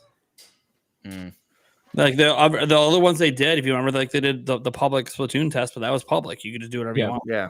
For some reason, they don't want this to be public, and I think there's two things that they're probably going to look for: feedback on the actual like thing they're building, and if this is something you are excited for and want, and then two, how well does it work in a controlled setting? Because that's probably what it is. They're probably not sure how well it's going to run at this point. Yeah, and they don't want millions of people coming into it because it's like, well, this isn't ready for the big time. I don't think yet. Whatever this is, it's like, hey, we're trying this thing, and you know what? This makes more sense than us hiring temporary 10,000 people to try this out. That's just how we're fans of it because we're making it for them anyways. So that's why I think it's a service or something that's a little bit more experimental that will probably launch or plan to launch next year. And it will be on Switch because we wouldn't be testing it on Switch otherwise. So it'll be a Switch and Switch 2 because it's just part of NSO. I just don't know what it is. Like, does anyone else have any other ideas? Like, I'm pretty sold that it's kind of a streaming service of some type. But yeah, to play Metroid Prime 4. Yeah, sure. But what else could it be? Like, we know it requires the internet. That much we know. Right. Whatever it is. Just to kind of jump off of your idea a little bit, Nate. What if they are bringing out a streaming service, but it's for all of their old shows, their upcoming movies, things like that? So that they can have a place for those to be, able to be seen and rewatched and whatnot, and then, they can bring them to their systems when after they're out of theaters and stuff like that. I guess it's technically a play test, but I just feel like play test implies that there's going to be playing of games. Yeah, that's kind of how I feel too. I don't know. You still hit play and pause. That's why I said technically. Hey, I asked for alternative ideas. Let's not poop number one. I'm not pooping it. I'm just saying that it's weird. But all of this is weird. Be the savior. What's another alternative idea? Well, I was on Twitter earlier, I think this morning. Obviously Brazil's back on Twitter, right? Earlier, is that me again? Yeah, someone had the stream playing. Yeah. Brazil is back on Twitter because they're off Twitter for a while. Yeah. So Necrophilippe posted, and you guys remember there was a firmware update on the 7th. Yeah, it was such a good one too. Well, actually, that's what's funny about it is Oatmeal Dome did a deep dive examination on the update and said that this update is substantial because pretty much every system component was updated, which is very unusual. Yeah. And then Necro posted, based on what I've seen in Switch firmware 19, I expect interesting changes involving the Friends system, the home, storage, and even the way the operating system of Nintendo's new hardware should handle simultaneous content downloads. Oh man, you So- gave me another green blast. Yeah, so apparently this firmware update that everyone thinks is just for stability, there's more to it. And of course, Nintendo's not going to tell us if there's more to it because they don't want us to know. And so thankful to Oatmeal Dome for doing that deep dive. But Friends system, Voice So- chat. that's what I Yeah, was thinking. voice That's what chat. I was thinking, guys, is voice chat. I'm Why sorry, would you need 10,000 people? No, it's okay. You didn't steal it. It's. I think it's a great idea, right? Like, why would you need 10,000 people? I think voice chat would honestly be a legit reason. It'll And be a crowded room. this just happened on the 7th, right? The firmware update. Yeah. It'd be crazy though if it's like basically for okay, it would make sense, like basically kind of like Xbox Live, right? But for Nintendo, and expansion pack would be it. Curious if that's what we're doing. If we're previewing something like that, it'll launch with Switch 2, but it's going to obviously be updated on Switch. So Right. maybe it's something where like, hey, yeah, you just have on this app you can play your different, like you play whatever games you want, you would, but you have access to more online features, including voice chat and messaging friends or something like that. Like that would be kind of wild. That'd be Yeah. sweet. That's kind of my thought. Is when I heard about the play test, I'm like, I wonder if it has something to do with this and with the Friends system. That seems like it would fall in line, and this is a great way, of course, to test it because you're not showing anyone like Switch 2 games or something. This would be something that would be on both platforms. It would carry over. You know what I hope it is now, though? I hope we're all wrong, and I hope it's actually like Mario 128 Battle Royale. Oh man, And they make us fall in love with this random, wacky, like Battle Royale Mario game. And it also has sports voice chat because they are testing that too. It's an online thing, and it's gone for 2 weeks, and we're like, well, what was that? Well, it'll be gone for like 2 years, and we'll see it again. I'd be all for that. Well, the 40th anniversary is next year. So I expect that's just another reason we should all expect, honestly, 3D Mario, right? Is that it's the 40th anniversary on top of that. But yeah, you got to wonder if we're going to get something cool like the Mario games that they've done in the past for the anniversaries, right? Yeah, that's what I'm hoping. We should. Why why not? Yeah. Hey, what if they add DLC to Super Mario Galaxy All-Stars? 2. Yes, Galaxy 2. Please, There you for go. the love of God, For bring the it to 40th Switch. anniversary. That would be interesting. That It's- would be. It's either that or that it's going to be a standalone Switch title that will be released after. I Switch don't. 2. To be honest, I don't even care at this point. I just want to get the game brought over here. I don't mean, either. I just want it to be playable. I mean, when did it come out? 2000. 2009, 2010, somewhere I around want to say there. 2010, but I think I don't know. It's 9 or 10. It's one of those two. Yeah, one of those two. Just think about all the people though that haven't played it, and this is why I always go back to the Metroid Prime trilogy, right? This is why you have to bring over 2 and 3 because so many people have not played these games. I mean, they came out in the early 2000s, early to mid 2000s. You got to bring them out to a modern audience if you want Metroid Prime 4 to do the best that it can possibly do. You have to do this. By You the have way, to do Mario it right. Galaxy 2 came out May 23rd, 2010. There you go. So next year it's gonna be 15 years old. Crazy. Yeah, because it can always get its license. Yeah. So yeah, you look at it that way, and you got to bring that game out. There's a lot of people who haven't played it. Yeah. I don't want to say there's anything there isn't anything to anniversaries. Like there is, but I feel like sometimes we get too caught up on the anniversary thing. Like, oh, that there's an anniversary, they're gonna do something. I feel like oftentimes when they have something cooking and they see an anniversary is coming up conveniently, that's when they take advantage of it. Because they didn't do anything really significant for Zelda's 35th anniversary. They had the Game & Watch thing. You know, like it wasn't like how they celebrated Mario. But I do kind of feel like for Zelda's 40th anniversary, they're gonna go a little ham. What if You should. I was thinking for a second. What if like I was onto something with the streaming, but it's actually just a new system and it's just they're streaming GameCube? Yeah, totally. I could see that happening. App, but they decided to do it via streaming for some reason.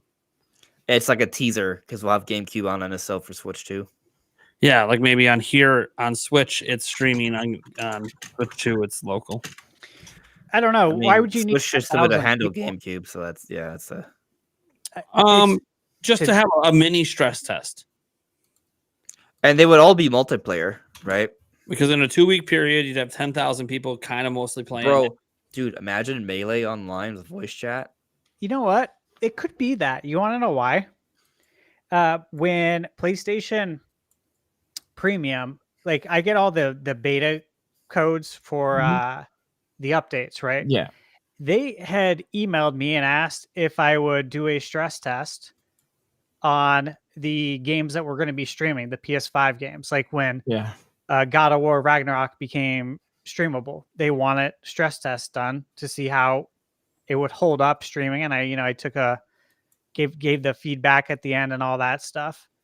So that would make sense that maybe they would do that. I mean, well, why not? If PlayStation seems to think that needs to be done, you'd think that Nintendo would want to do that too, right? Yeah. Mm-hmm. I mean, it was just throw out there, like obviously I keep thinking of like new ways they could do a streaming thing, but who knows? So why don't we get to the other thing, like the actual product that was announced? Like, hey guys, we had new hardware from Nintendo. Yeah. What is it? Game Junction. So we got something absolutely spectacular. It is the alarmo. Basically a clock alarm. Yeah, I'll try to put the video for everyone. Yeah, it's interesting. I pre-ordered it right away. I'm just a sucker for this Nintendo stuff that's weird. I mean, it's the same with like the Game & Watches and things like that. I was always excited for all the weird stuff that they did, like the Pokeball Plus and the just weird oddball things that Nintendo does. I mean, they were a toy company after all, right? So this kind of makes sense, and when you look into the dev stuff with it, it also makes more sense why they did this. So I think it's pretty interesting. I mean, it isn't much more than an alarm clock, but it is kind of cool that you could set all the stuff on it, and like it's showing you here on the video, it's kind of neat. I'm not gonna lie, like it looks like it'll be a cool kind of more of like a decoration or collection piece for me. But hey, I might actually even use it. So well, you know what else it is, right? It's the Switch too. No, it's a sound machine. Also, they said. Oh, is it really? Personally, I love sound machines. They're gonna use like Nintendo Music for a sound machine. Oh wow, that's perfect. That'd be perfect. I love sound machines. Like honestly, I like white noise, but I have to use white noise because I have ringing in my ears 24/7. So that'd be perfect. Yeah. Yep. So that's cool, right? Has anyone watched any? Because this product's out in the wild. It released in Nintendo New York today. People are already using it. Has anyone watched videos of people using it yet? I haven't. No, I have not. But I just wanted to check it out myself. I ordered it, so hopefully it'll be here soon. So the reason I bring that up is I made a statement on Twitter before the show because I wasn't sure how I'd be feeling at this point. Stomach's doing a little thing, but I'll be all right, guys. I really look at this product in a different light after watching the videos because I read the dev interview they dropped today, right? They did like a little dev interview. Yeah. And one of like the first lines in the interview, it's a one-liner that says what this product is. It's an alarm clock that turns off when you stand up. Okay. Yep. Cool. That is the primary purpose of this product. That is what they're not. I mean, this whole thing is showing how that works, right? You know, you move around and you get coin noises and other things in the game. And then when you actually get up, it turns off. Mm-hmm. That primary feature of standing up and turning off barely functions. What? It barely functions. And if you have more than one person in the bed, it basically doesn't work. So it ends up being a thing where this, I don't know how this ended up getting released by Nintendo. And then I reminded myself, you can only buy it at the Nintendo store and you can only buy it, you know, as a member online through their website. I think this is just a limited time product that they're releasing for collectors purposes, for nostalgia. Yeah. There'll be maybe 1 million of them out there, and that's it. And it's just going to be a highly collectible Nintendo thing where they had this cool idea, maybe in like the most perfect ideal setting. It works every single time. No one's purposely setting up their bedroom to use this. So there's no such thing as like an ideal situation for this. Almost useless for couples. Kids, you know, do kids want to like toss in the middle of the night and have a coin go off? Probably not, because apparently it can't tell whether you're sleeping or not. So like it'll stop playing the music at one point, but then like the person just like rolled over in bed, you know, like they're like adjusting their pillow, and all of a sudden it was like ting woohoo, and I'm like, no one wants that. I'm like, man. Like I actually would have legitimately used this, especially for the sound machine part. I'm not saying that there isn't uses for it, and I'm sure you could turn off some of the features, and then it could be useful for like helping you as a sound machine go to sleep and stuff like that. You know, because what do sound machines do? Like I have a tinnitus in my ears. I listen to thunderstorm. I listen to thunderstorm sounds all night, and then I have my fan blasting. So I've got two different kind of white noise things going on. That's my music, man. But I leave it on all night, right? So like some of the stuff in this is kind of cool, but the moment that people got it in their hands and they started testing out the features and realizing that like it doesn't really work as well as the commercial makes it out to be, it let me know that this like is not meant to. And it's $100. And I joked on Twitter that you get more functionality out of a $15 Walmart alarm clock. Yeah, you don't get the Nintendo music. Sorry, you get a radio though, so you get to listen to a lot of stuff on the radio. So I think it's like a novelty item basically, and Nintendo knows it. And so they're charging $100 for this big novelty item, and it's probably only going to be available this year. Then they'll stop selling it. It'll probably first stop online, then they'll stop in the store when they run out of stock, and that's just kind of what it's going to be. Just the fact that like the first line in the dev interview of what they say this thing is doesn't even work half the time. It's like, okay. I believe that the two people behind the product put a lot of time and passion into it, but the tech doesn't really work. So, or work consistently well enough that people are going to rely on this to be like their everyday. I'm not going to be late to work. I'm not going to. Now, for kids, maybe they just don't give a shit for kids as like a product for kids. But yeah, they're not even trying to sell this for kids buy stuff. Kids aren't going on Nintendo's online thing to buy things. They're not going to the Nintendo store. They're on Amazon, they're on Walmart, they're not even going where the kids are at. This is very much a product targeted at hardcore Nintendo fans. Like I have to have everything Nintendo. Yeah. So I think it's pretty much just going to end up being a one-run collector's item. I think so. And it doesn't have an AC adapter from the box. Yeah, I saw that. By the way, I'm tired of devices not coming. Okay, you're going to give me the plug, but this item specifically, it's an alarm clock. It's meant to be plugged into the wall. Right. Not a laptop, it's meant to be plugged into a wall. Yeah, that's weird. Yeah, it's wild.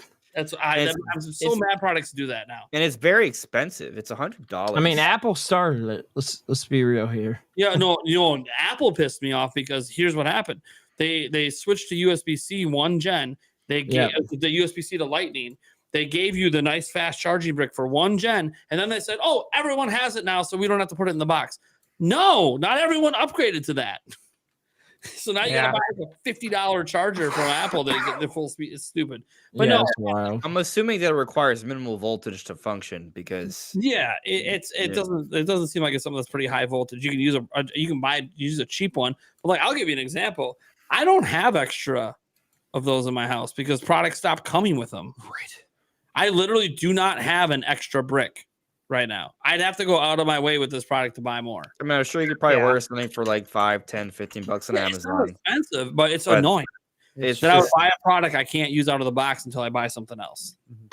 I just hate it. I just wish that stuff would stop. And I know some of you guys in your more modern houses, you're now when you get your outlets installed, you'll have your 2 outlets, like your standard two US outlets, and then there'll also be 2 USB on it. Because I know USB is starting to become more standard on newer homes but like, come on, most of the US is not living with the most up to date modern outlets in the world, man.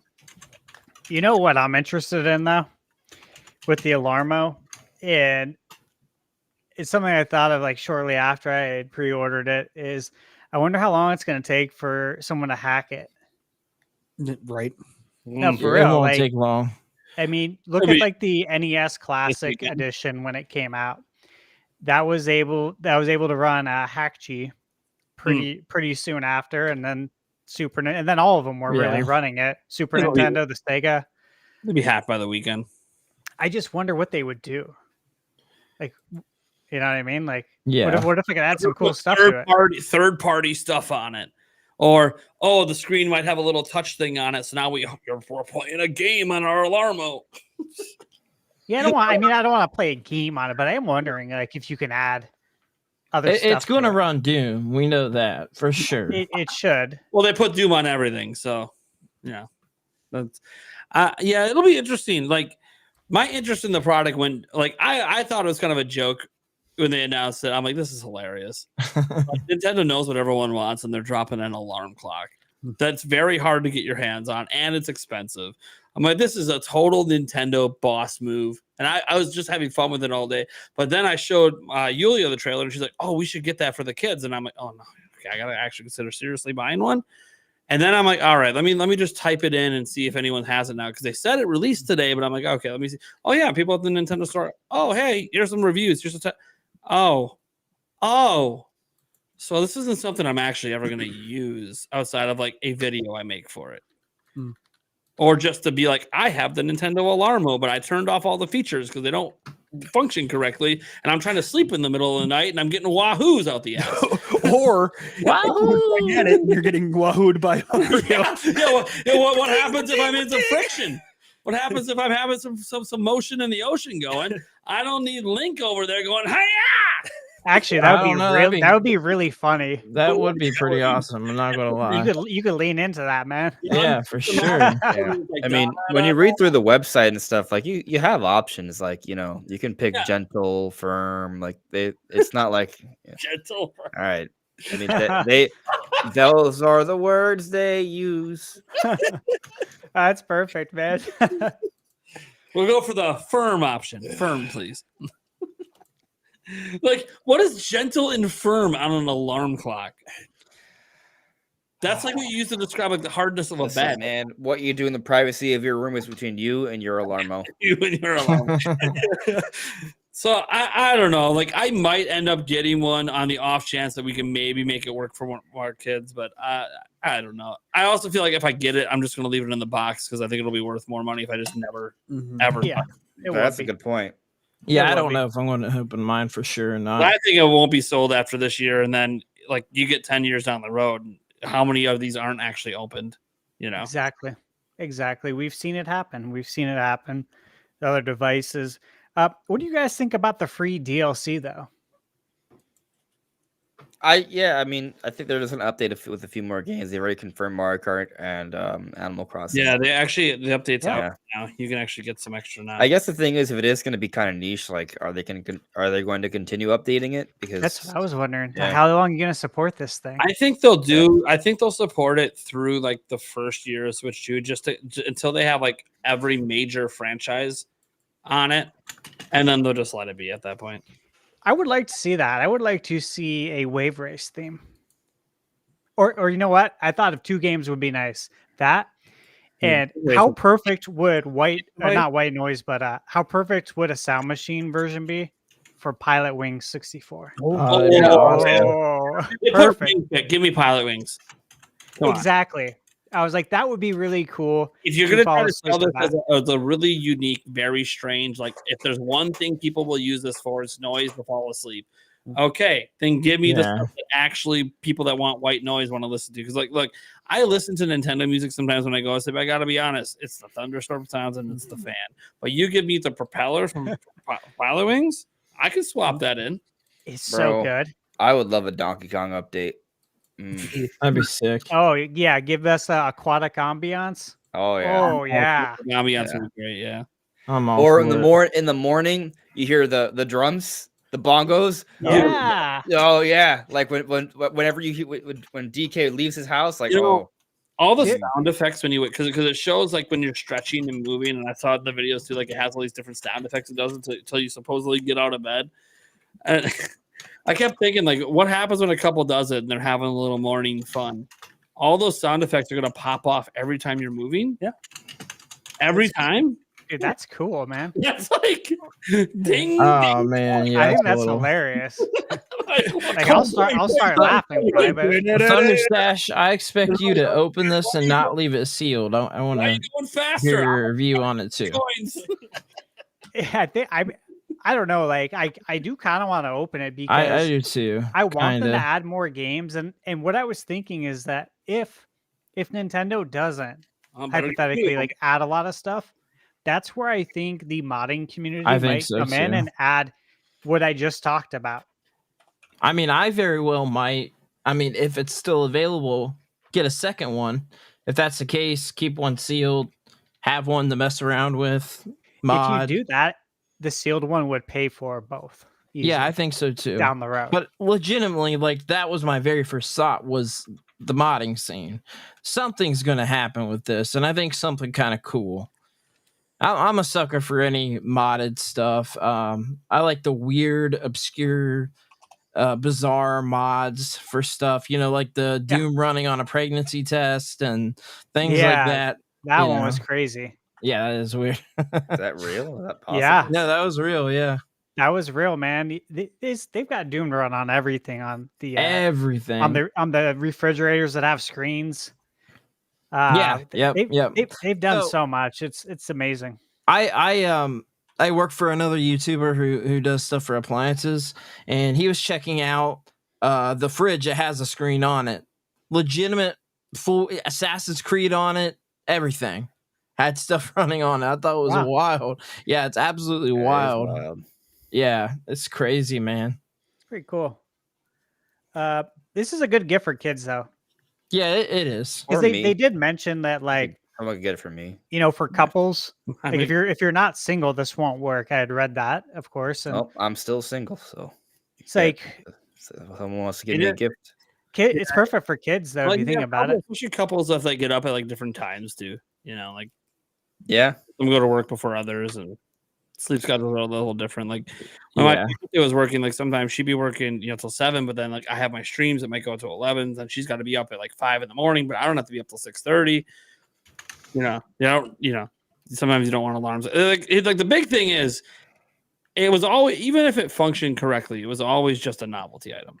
Even if it functioned correctly, because there's nothing it's providing to you that you can't get from your phone, let alone from like an Alexa or anything like that. Like it's not really providing anything new. It's just Nintendo themed. But then even the Nintendo themed stuff you could just do from your phone. So it's literally it's just a novelty item to begin with. But it just kind of like it just threw me off when like the first line of the dev interview says exactly the purpose of the device, and then the first 3 videos I watch on it, I'm watching as that purpose fails. Yeah. Like, oh, okay. This was not something that they ever at any point got to function correctly, like consistently anyways. All right. This is definitely just a novelty collectors. And hopefully I can turn that feature off if it doesn't work, because I'll just get frustrated if I try to use it and it doesn't turn off. And also, one thing I didn't find out from the videos, look, I get the idea is, because I kind of looked at this like the anti-snooze button, and you can't snooze it. It's going to just go till you get up. That's the point. No snooze. But then they were showing people like getting up like 20 minutes later. and it changing to some crazy Bowser like stuff, like getting pissed at you, like get the fuck up. That was pretty funny, actually. Like I thought that was really cool. Like if you don't wake up, Yeah, the alarm clock just fucking getting pissed. it turns into Bowser and starts getting pissed off at you and starts growling at you. I think that's kind of cool, but it's also like, so you're the anti-snooze. I'm not supposed to snooze you. You're just gonna get pissed at me if I don't get up when my alarm says it. Conquer just starts yelling at you. So if you're the kind of person that sets your alarm on purpose, you can slap snooze 3 times. Yeah. Nope, not with this one. You better be slapping that for the exact time you're waking up. I like that. I think that's pretty funny. I thought that was cool. Yeah, maybe I just gotta dab 2 of these things. That might be the way to go. Or 3 if you want to get me a gift.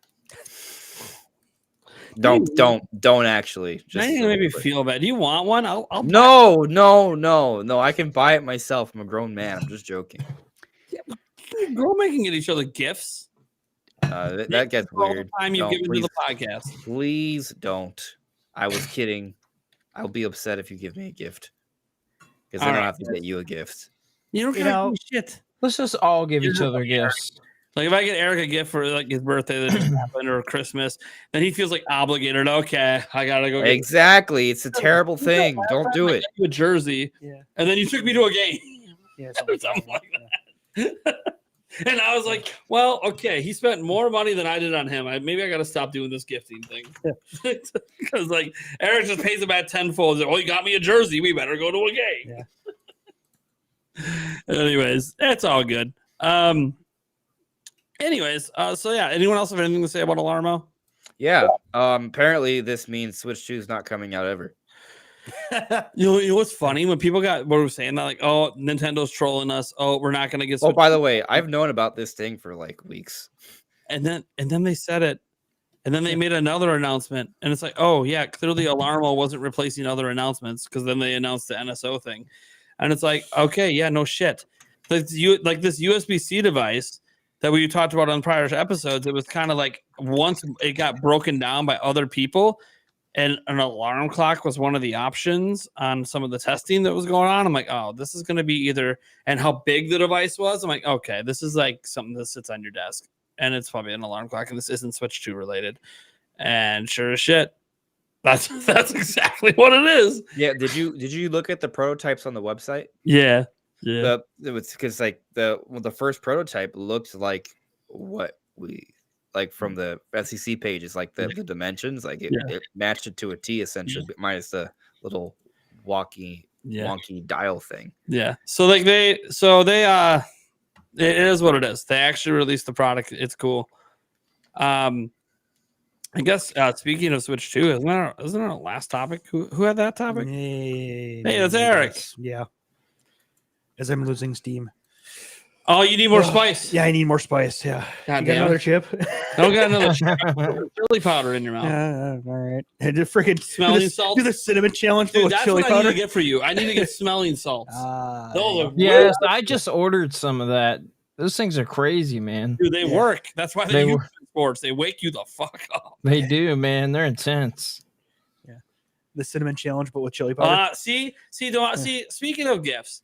See, that would be actually kind of cool. What if we did a Nintenbyte Podcast Secret Santa? That would be. I'm on board. I actually think Secret Santas are fun. I think that's cool. Then you don't know what you're getting. White elephant. Everyone's getting something. Yeah. I think you know what? That's a really cool idea, Demonic Bro. Thank you so much. Well, you know, consider that this year. I think that would be fun. Whenever there's like a one of those I usually get like extremely creative. I do too. Yeah, I think the more creative the better, especially when we're a Nintendo podcast. Yeah. Anyway, so I did. Sorry. No, sure. I was gonna say a random like Christmas story, but it wasn't Christmas. It was like a month later, and I was like, I decided to like get all my friends in the area together, and I was like, hey, we're gonna celebrate a new holiday. It's called Santa Menos, and so it was just a me thing, right? I got them each a gift, right? They were all wrapped in black. And I got them each a gift that would annoy the hell out of them. But each gift showed how well I knew them in the most irritating, furious way possible. That's awesome. Nice. Yeah. It was the best. Yeah, it was fun. So yeah, maybe we'll have to do that this year. Do a little Secret Santa. That'll be fun. Yeah, it would be. All right. So our last topic, Eric. What are we most excited about the Switch 2? I'm so excited. I'm so excited. Yeah, I mean, I can't hide it at all. The reveal is what I'm most excited for. I don't even know what the thing's going to be. But like both professionally and personally and just hype wise, like I'm just ready to just reveal it. I mean, if this thing even ends up being like another Wii U and I'm like, oh shit, this is a disaster waiting to happen. I want to be there for it. I want to see it. I want to experience the disaster, the beautiful disaster. Because I loved my Wii U. Me too. Mine's still hooked up. Experienced a beautiful disaster. I'm good, but I don't think it's going to be a disaster because one, it's going to have all of Nintendo's games, and anything that does that, I don't think could be a disaster. Plus, it's probably still portable, which means it also can't be a disaster. Look at my Wii U. You see how inflated the battery pack is. Yo, I love the Wii U, man. That is not a feature. That is. You should get a new battery pack. Yeah, it's been like that for years. Yes, I know it has. You showed that on an old show. But it's only getting worse over time. So, but on a more serious note, obviously, we talked a lot about the reveal and when it could happen. And by the way, folks, it could still be this month. It's like I think one more week this month, I think is realistic. Bro, it could be tomorrow. Could be. Yeah. Like, by the way, there's no guarantee Nintendo was going to warn us before they announced. By the way, the Switch reveal was on a Friday. So, like, they could announce it tomorrow for Friday. Or they could shadow drop it. Sure. And if it's not this week, it could be. I don't think next week. I think next week's out because. I mean, you could say that, but I looked at it. They actually had a Mario Party game launch on 3DS the same day they revealed Switch 1. Well, yeah. Now, granted, the scale is lesser, but they still did. There's the scale, and it's also the fact that like they didn't advertise it at the time as replacing the 3DS, the new home console. Although it's pretty obvious to anyone who saw the trailer. So yeah, it could happen next. I just don't think it will. I think if you could just go clear of it and do it the week after, then why wouldn't you? Did you guys see that rumor from today? Well, the Reddit post that was taken down. Are you talking about for Mac is not cool? I think so. Yeah. Yeah, he's like a college kid. He took sure. Yeah, he's a college kid. He's not a Nintendo employee. He literally said that he put up a whole thing. So he put up a statement in our chat. Mac is not cool. Watches my live streams. I don't know.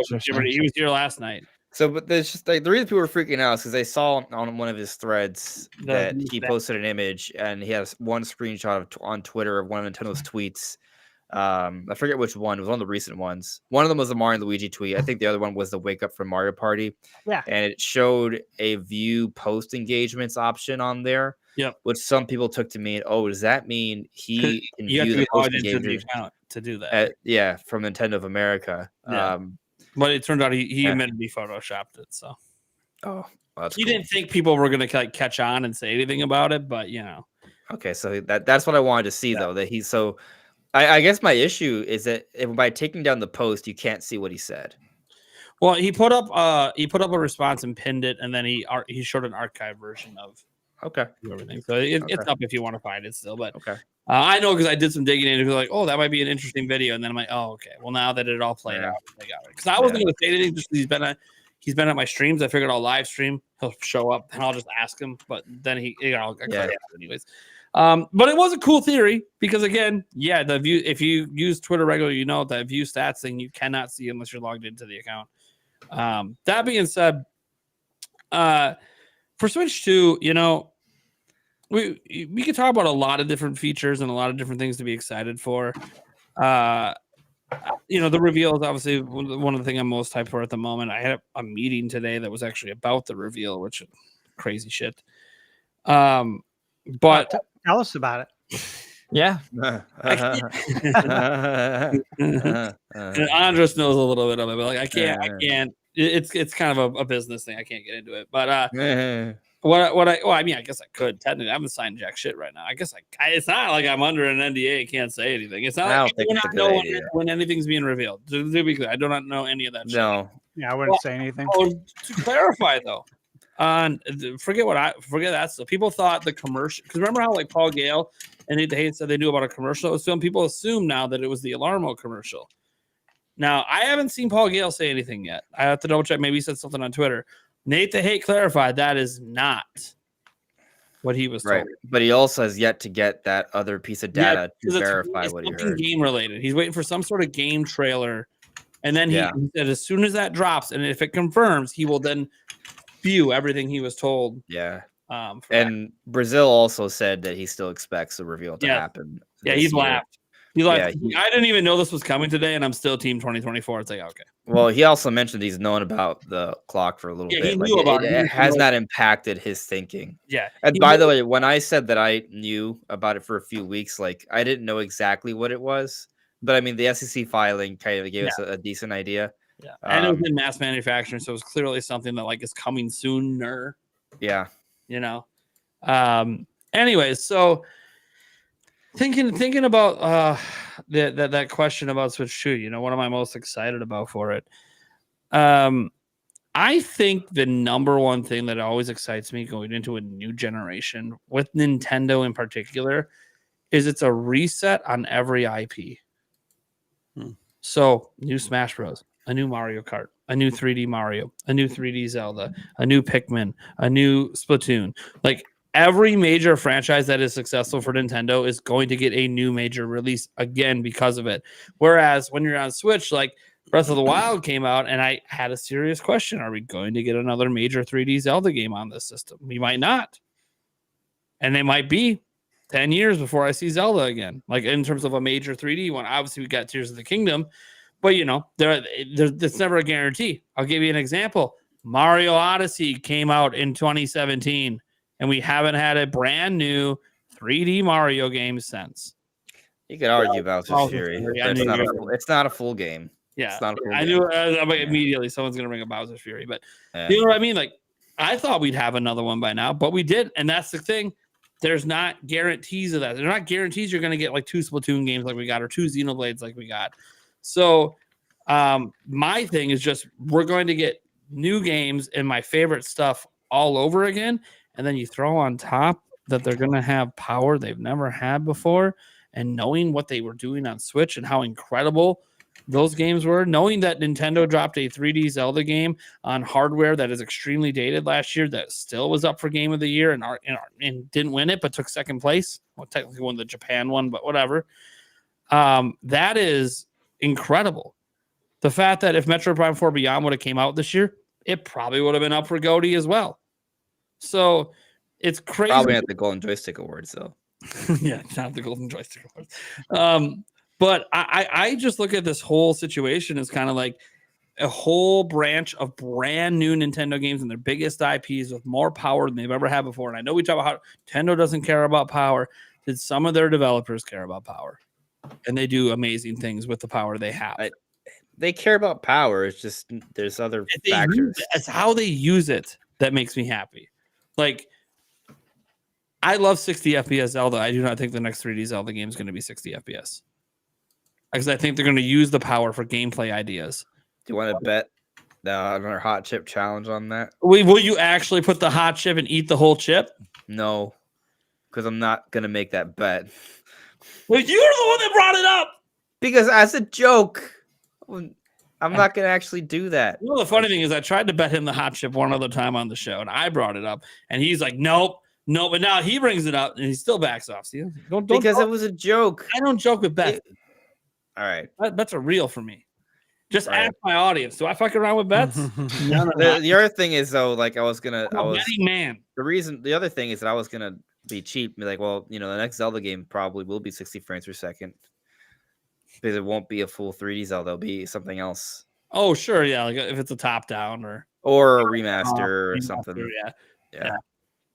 That would have been a cop out. Oh, they brought Ocarina of Time back, and it's 60 FPS. Hey, look, buddy, I bought you 2 hot chips for you. But you can have it with ranch this time. I hate ranch. That would make me vomit. Oh god, I hate ranch. Can I do it with my habanero? Your habanero queso? Queso? Sure, why not? You probably would have liked it. Probably. So I'll say that you mentioned like returning franchises. I think what it gets me excited with new hardware. I think it does increase the chances of some other IP to return. Because you look at something like F-Zero, you look at something like Star Fox. Sure. I think one of the reasons why we haven't seen these IP recently is because it hasn't been easy for them to put together a concept that they think will do well for the series, right? But with better hardware, there's more options. Like there's concepts that they can pull off, you know?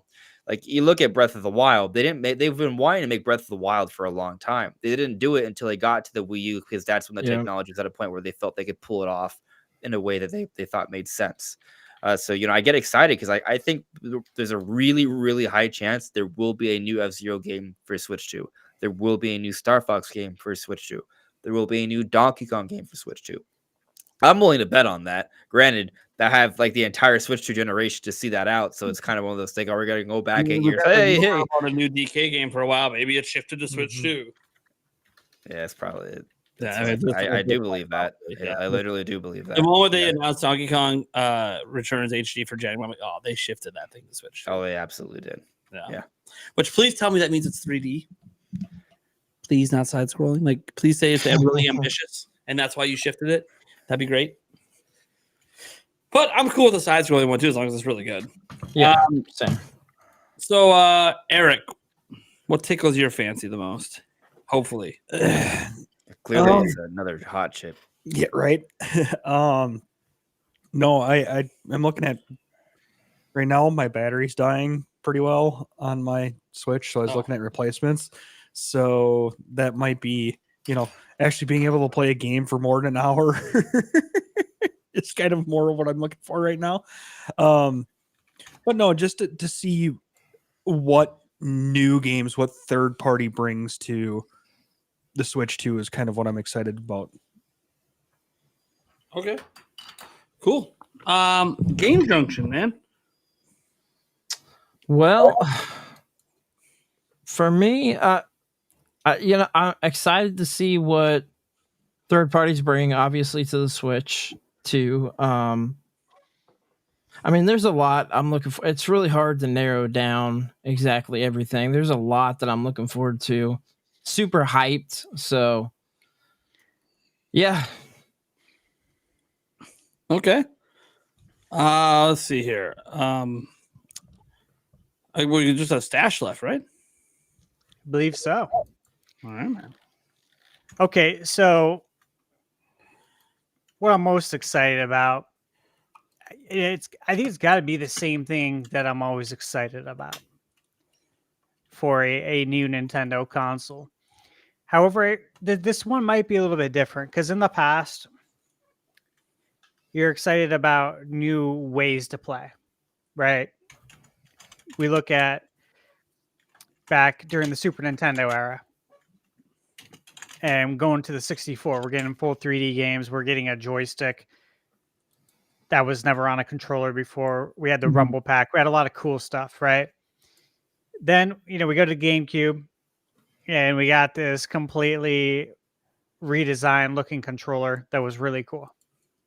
People still love the GameCube controller. I personally still love it. Me too. Especially for Smash Brothers. Pro controller is really good though too. I will give it that. But so then from GameCube we went to Wii. Again, completely changed the way we played. And so that was really exciting. Wii U could have been more exciting because it did give us a different way to play. But I think the Switch obviously took that idea to a whole different level as far as being able to play portably. With Switch 2, I don't know if I have a ton of excitement when it comes to new stuff in that vein, because I don't know if we're getting that. If we are, I think it's a bonus in my mind, because I'm more looking at it as this is going to be, Nintendo to Super Nintendo, except an even greater jump, right? This is going to be a huge graphical jump, power, performance, better screen, hopefully 4K docked, 1080p portable, like we've heard. I'm excited to see what obviously the DLSS is going to be able to do. Yeah. But everything I'm excited about all ties into one thing, and that's the games. Is how are they going to look on Switch 2? That's what's got me excited. It's got me excited that, like you guys have kind of mentioned, is that we get a reset, so to speak, on IP. For example, do I think we're going to get a Star Fox, a Wave Race, a Pilot Wings? Insert any old franchise that you care about, a Punch Out. Do I think I'm going to get any of these games on Switch 1? After the Switch 2 comes out? I mean, there's always a possibility, but I'm going to say probably not. But we have a new console coming out, and I feel like the odds are much better that we could get one of these new games. And I do believe that they've been slow rolling F-Zero with the F-Zero 99 to get people's excitement, and again, to introduce this. Yeah. Because people do not know this. People are not like us and the people that are hanging out with us in the chat. You know what I'm saying? Like, Yeah. there's people in the chat that are probably young and they've played the older games because they're huge fans of gaming, right? They're like the way we were when we were younger. And so for the mass majority, nobody knows what F-Zero is. They probably play Smash Brothers and have to go on Google and see who Captain Falcon is. I mean, most likely, that's most likely the case. However, I think Nintendo wants to change that. Like, hey, if we're going to bring back F-Zero, we got to set ourselves up for success. We have to reintroduce this game to people. And F-Zero 99 is a great way to do that because it will get people to,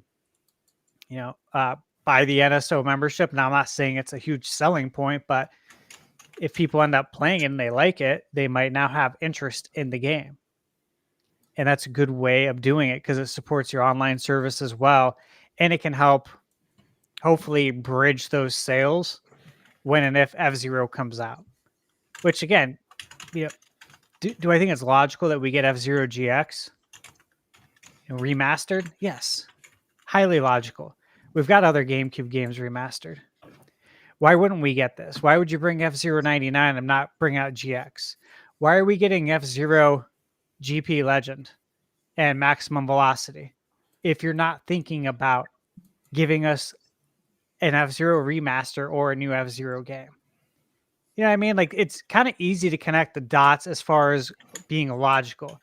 But I think our standard logic doesn't always apply with Nintendo because they do things that surprise us, like release an alarm clock. Yeah. You know what I'm saying? So without an AC adapter. Yeah, like our logic won't always work, but I think it can work in a lot of situations. And I think that overall, that's what gets me excited is just the chance that we might get one of these older franchises. Like, I'm a huge fan of Punch-Out. I'm a huge fan of the older games because I grew up with the NES. So would I love to see a new Punch-Out? Hell yeah. Kid Icarus? Yes. Wave Race? Yes. Pilot Wings? Yes. Star Fox? I want it all, man. I'd love to see it all. So this is a fresh opportunity to hopefully see that.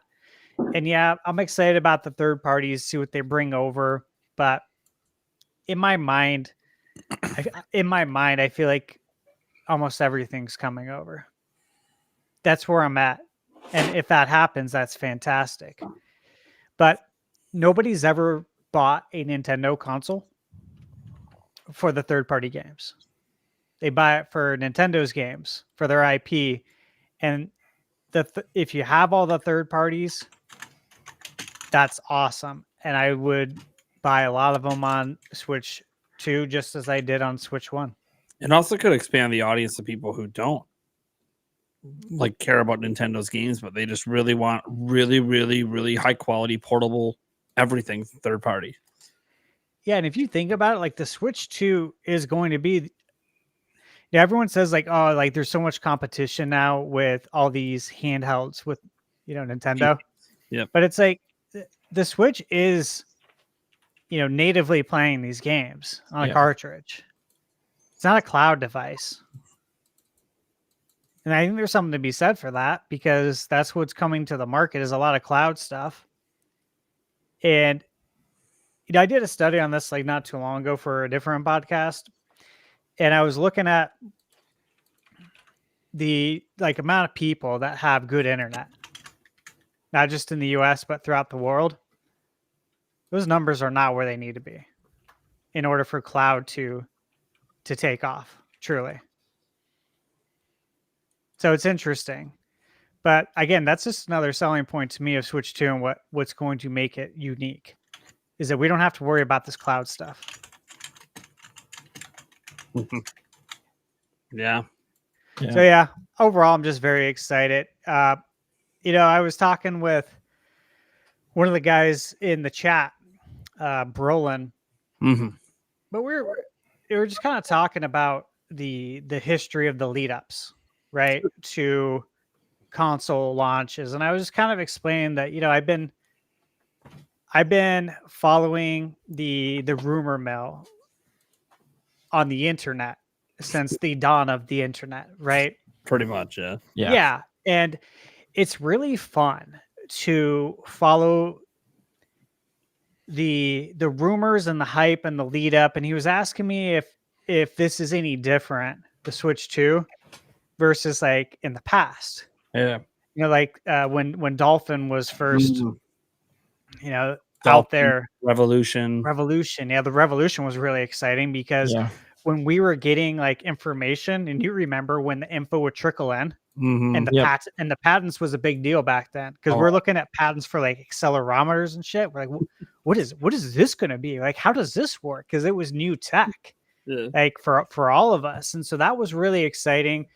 And there's just been a lot of different exciting times. But I think what makes this one different, undeniably, is that we're going on, it's going to be 8 years. It's going to be past 8 years when this comes out. And in modern times, so obviously this is the longest gap of any Nintendo console. We passed that, I think, it was in June.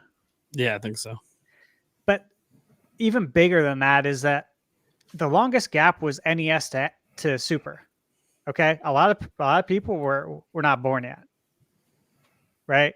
There's a lot we didn't experience that the way we would today. I'm sure there's a lot of people in chat that weren't even born yet. So what I'm trying to say is, in modern times, this is by far the longest gap. Yeah, hands down. Hands down, because it's historically the longest now. But if you just look at the last 25, 30 years, this is by far the longest. So not counting that going from 64 to today, this is the longest by 3 years. So the lead up to this has been wild, between that and the way social media has changed since even the Wii U era. Hence why, we probably could never have, what was it called on Wii U? The Miiverse, where you could draw stuff. Yeah. Yeah, we probably never have that on Switch too. Too much has changed in the world. Can't be trusted.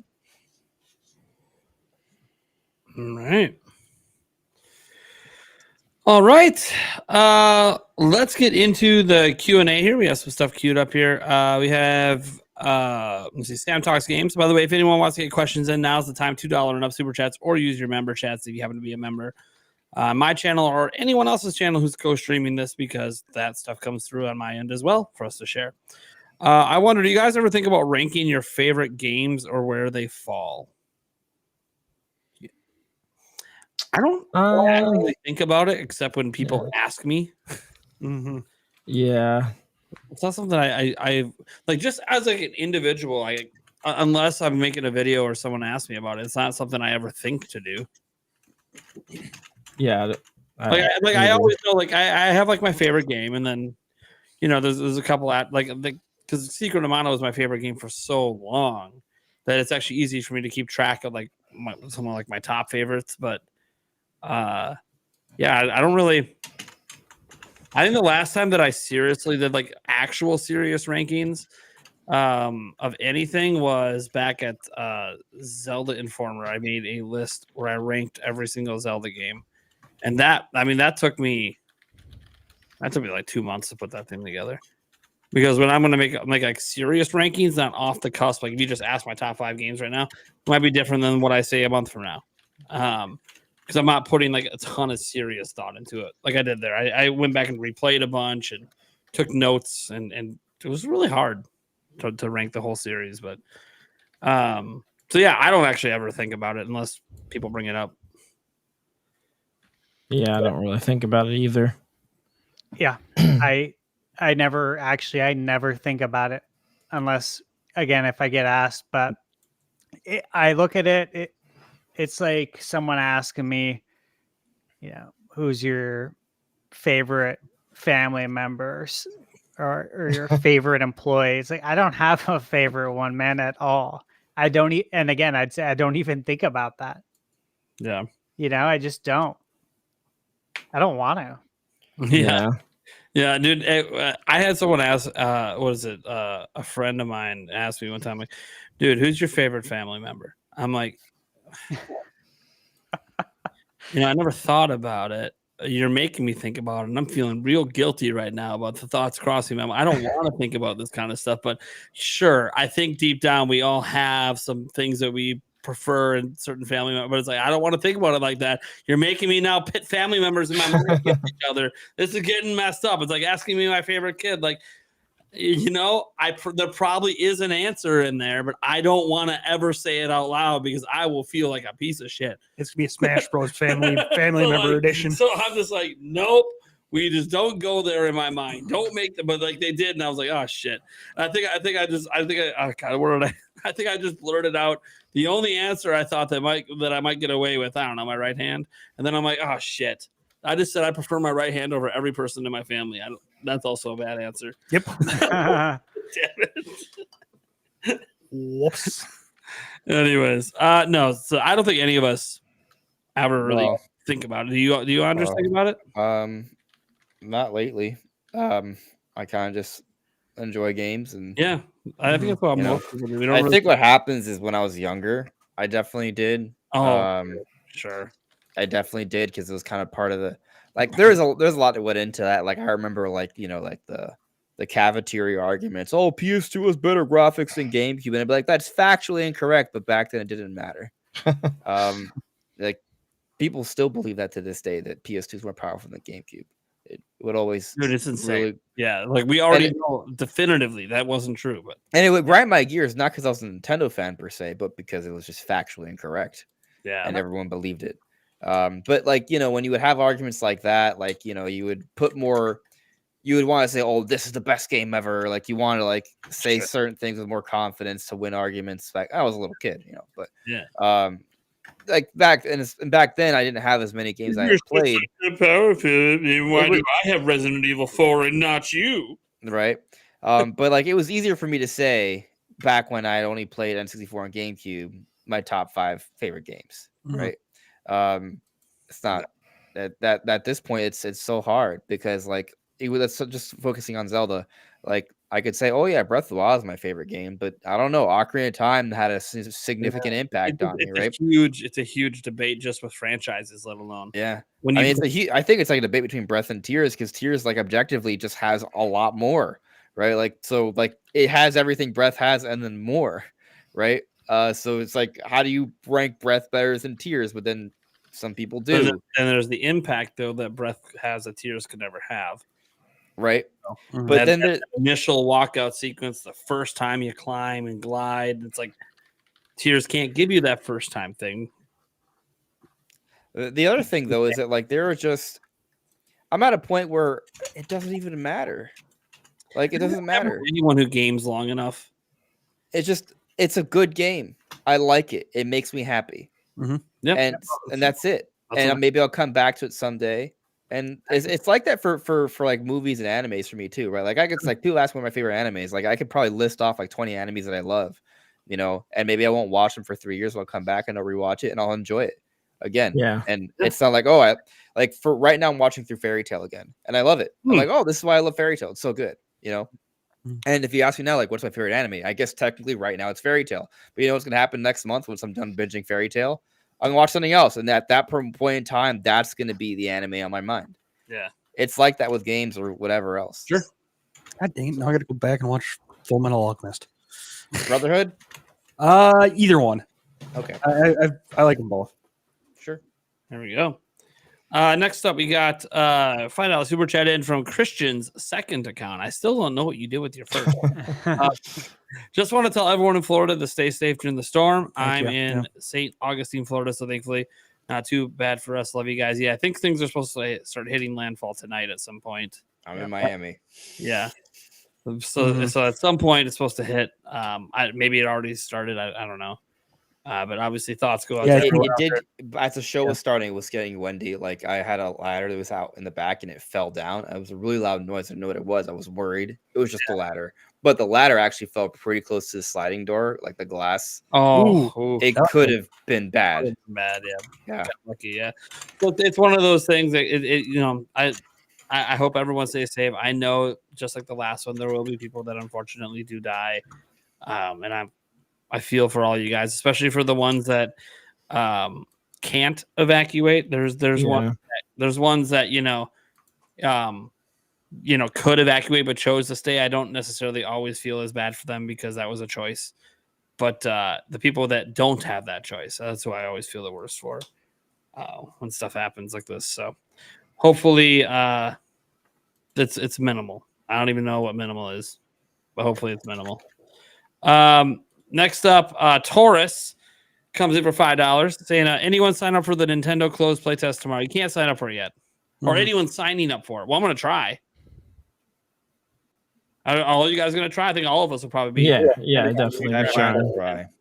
Yeah, I mean, it's very limited, and it's going to be probably a really slow website, and it's first come, first serve. So it's a bloodbath. I'm pretty sure I'm in a meeting, so probably not. I'm going to ping Jake Randall and try to get all the tips I can to try to make sure I'm one of the first in line to get in, because I just want to try it out, whatever this is, like, and especially since I know it's just going to leak out and be public anyways, then I would like to be able to go pretty in depth if I went hands on, because it guarantee you it'll be a topic on the podcast one of those 2 weeks, because someone's going to record everything and put it online.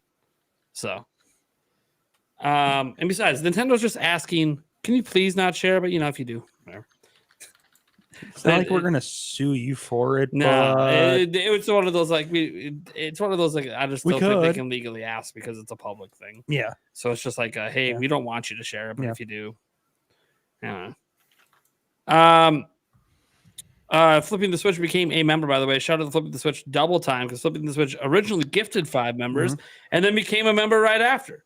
So thank you so much, Flipping the Switch. I appreciate the support. Heck yeah. Supporting the show, supporting what we do. Boo Mini comes in with the $5 saying, spoiler-free comment. There's a small section north of Hyrule that is green. The most beautiful music plays in that area. Yeah. Don't know. I haven't been there yet. No comment. I'm looking forward to it. If there's some very beautiful music there. That's green. I love how spoiler-free is. It's an area north that's green. Yeah, that's a great comment. Oh, how dare you! Now I know something green is up north. I can't. Oh man, the game is literally unplayable now. In the east, in the south. No, why is there green to the north? Yeah, right. You're telling me there's grass? Oh, no. Don't do grass to me. Grass and trees not allowed. Wait, I see. Now I'm making assumptions. I'm too detailed. I don't even know what we're talking about. I haven't been there yet. Thank you so much, Moody. We got Chris Gonzalez giving for $5. Says, just caught up, man. I'm dying. Eric deserves the whole super chat. I know I showed this earlier, but he's gangster, man. Dude, Eric, I'm gonna say now that I'm obviously calmed down. You guys see, I'm drinking even a soda. Even my stomach hurts just a little bit, but it's nothing bad. Maybe I should have had a little bit bigger dinner meal. That's okay. Yeah, I know. I think that's what it was. It just wasn't quite enough dinner. But I haven't had any inkling to have to run to the bathroom or I'm fine. I will say I've had spicier. I think the Da Bomb hot sauce might have been worse the first time I did it. Now I've done the Da Bomb 3 times, but I think it was worse the first time. Just the taste so nasty. Like it's pure heat, but it just tastes gross. Like The chip didn't taste terrible. It just was hot. Obviously, it was painful. I'm not gonna lie that it wasn't painful, but I've done enough spicy stuff to know that like that's temporary. That pain will go away, and it did. But I look, Eric's a champ with spicy. He always has. But we used to go back and forth when we were younger. But we realized a long time ago that he's better with it than me. But I can still do everything that he does. Oh yeah. He just handles it better. But anyways, I'm happy with myself. I made it to 10 minutes. Yeah, I'm a legend. I made it. Cool. That also means that like, hey, now that I did that, and I don't plan to ever do it again. Well, then again, I will. If Andres Restart ever wants to make a serious hot chip bet where he's actually going to have the full chip, I'll do it then. Nope. But he's like, nope. But that also means there's other hot challenges out there. I would have to. There's the world's hottest sucker. I don't even know how to do that. There would have to be something. I don't even know. I don't know. Well, like it would have to be kind of like something like that argument I had with Jake, where I was really like impassioned about, the future of certain Nintendo franchises, and he was like, "Nah, fam, that's not happening." Like maybe in the heat of the moment, I'm like, "Yeah, you know what? Like you're wrong. You're wrong. We're putting a chip on this now. Hot chip now."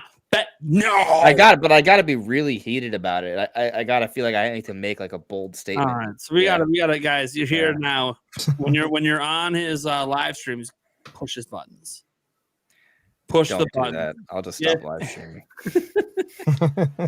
Push the buttons with money. There you go. Oh. Super chatted, and then he can't get mad. Then I'll just be confused. Then he'll be confused. So you're supporting me and you're pissing me off? Yeah. Well, shit, keep pissing me off then for money if that's what you want. But fuck, you want to do a hot chip on the show? They start coming in calling you the $20 super chats, just start spamming your next stream, calling you a pussy for not eating the chip. Like, you know what, motherfuckers? I never agreed to eat it. Still not eating the chip, but thanks for the money. I paid money for something I didn't make a bet on to join you and try it, and I did that and suffered a little bit without having made a bet. You gave yourself a smidge of the experience. And that to me says something for someone who didn't have to do it. You only felt like, oh, maybe I should do it because, hey, I was like really pushing the 19 hard, even though I didn't. It wasn't bet. Didn't bet prediction. But it's like, yeah, but I did push it hard. I made the bet back in August. So, all right. Eric is always the spice lord around here. By the way, Eric talked a lot on this show. Turns out we just need to give him spicy shit. Oh yeah. Yeah. Get Eric going. Lights him up, man. Word. That and smelling salts. We're good to go. Eric will be alive the whole show. Demonic Brawler does $5. What if it's online link cable Pokemon Classic games on NSO with full trig? Yeah, that's what they're testing. I wish. That'd be cool. That would be. That's something. Would be interesting. Hell yeah. I mean, just the idea of getting Pokemon games on NSO would be nice, like mainline ones. I don't know why they just won't do it. It's not like we're not going to buy the re-releases because we clearly are. The Nintenbyte Secret Santa. We looked at that one earlier, and then this was a new one that just came up from Tommy G for $5. So, what are your current impressions of the Switch successor reveal? Are all I don't think you asked for impressions of the reveal because that wasn't revealed. But the rest of your statement says all hopes for tomorrow dead is October 24th or 2025. So you're asking about like the reveal, like when do we think it's going to happen? Look, all hopes are not dead for tomorrow because we don't know what Furukawa's going to do. They didn't pre-announce they were dropping the Alarmo today, but then today they pre-announced they were taking signups tomorrow for something that's happening on the 23rd. We just don't know. Mm-hmm. Nintendo's doing a lot of weird things lately. Mm-hmm. They're not even tweeting at their normal times anymore. No, it was yeah. So Nintendo right now, and someone's been tracking this. I think over on Family Boards, like how random their tweets started becoming. Like 3 weeks ago, they stopped going. They used to be pretty scheduled. They used to be like 8 or 9 a.m. and 10, and then like 5, and then 8 p.m. for an NSO update. And then they just stopped doing that. And I think there's a huge running theory being that Nintendo's intentionally creating chaos so no one can predict when they're going to drop the big announcement, which could be possible. Like you can't predict what they're going to do and when they're going to do it, and that can be exactly what Nintendo wants, just to keep people on their toes, or they just don't care. I don't know, because it is weird because they've been very consistent with their social media posts for years, and all of a sudden nowhere, we don't know what the fuck's going on. So I can't rule out tomorrow until tomorrow's over. I think that's true of like any day. We can't rule out any day until it's over, except Saturday. Yeah, you would assume not Saturday. But Sunday's on the table because we've half seen the them day- make announcements on Sundays at least. and the second half of the day, it's actually Monday in Japan. Well, that's why. Yeah. So, Saturday though, no. Saturday's usually off the table. God. But Nintendo has done announcements on Friday. They've done announcements on pretty much every other day of the week at some point in company history. So we can't rule out tomorrow until tomorrow's over. If it's a shadow drop announcement, cool. It could be an announcement for a Friday announcement. Like that could be a thing. So I said if we got past the week after the fourth week the week after Mario Party drops, if we got past that week and it wasn't announced, that personally I'm kind of on the bandwagon of it's 2025. I'll finally give up on 2024. The only thing that's really even keeping me holding on at this point is how confident Brazil is that despite all this stuff that keeps happening, it's this year. And there is one caveat where maybe I shouldn't give up on the week of Halloween so much, and that is that Nintendo has an investors meeting on November 5th. It's also my birthday. Well, that's not a. I mean, okay. It's also the day Nintendo that would absolutely reward me. By not reward you personally. Yep. They're revealing it on November. Well, hey, they announced on my birthday, May 7th, Oh, that they would be doing it this fiscal year. So this aligns, and it's the day that Doc and Marty went back to the future, November 5th. Makes a lot of sense, to be honest with you. But here's the thing: this is their first general Q&A that they will have at an investors meeting since they made that announcement back in May. The last Q&A they had, that was their general shareholders meeting where they did all the voting for like who's going to have what roles at Nintendo. This is the first investors meeting Q&A they're going to have since they made that May announcement about it being revealed, which means that they're going to get a lot of Switch 2 questions anyways. And I think it's a lot easier to deal with those questions if you already have it announced, because it'll already answer most of them.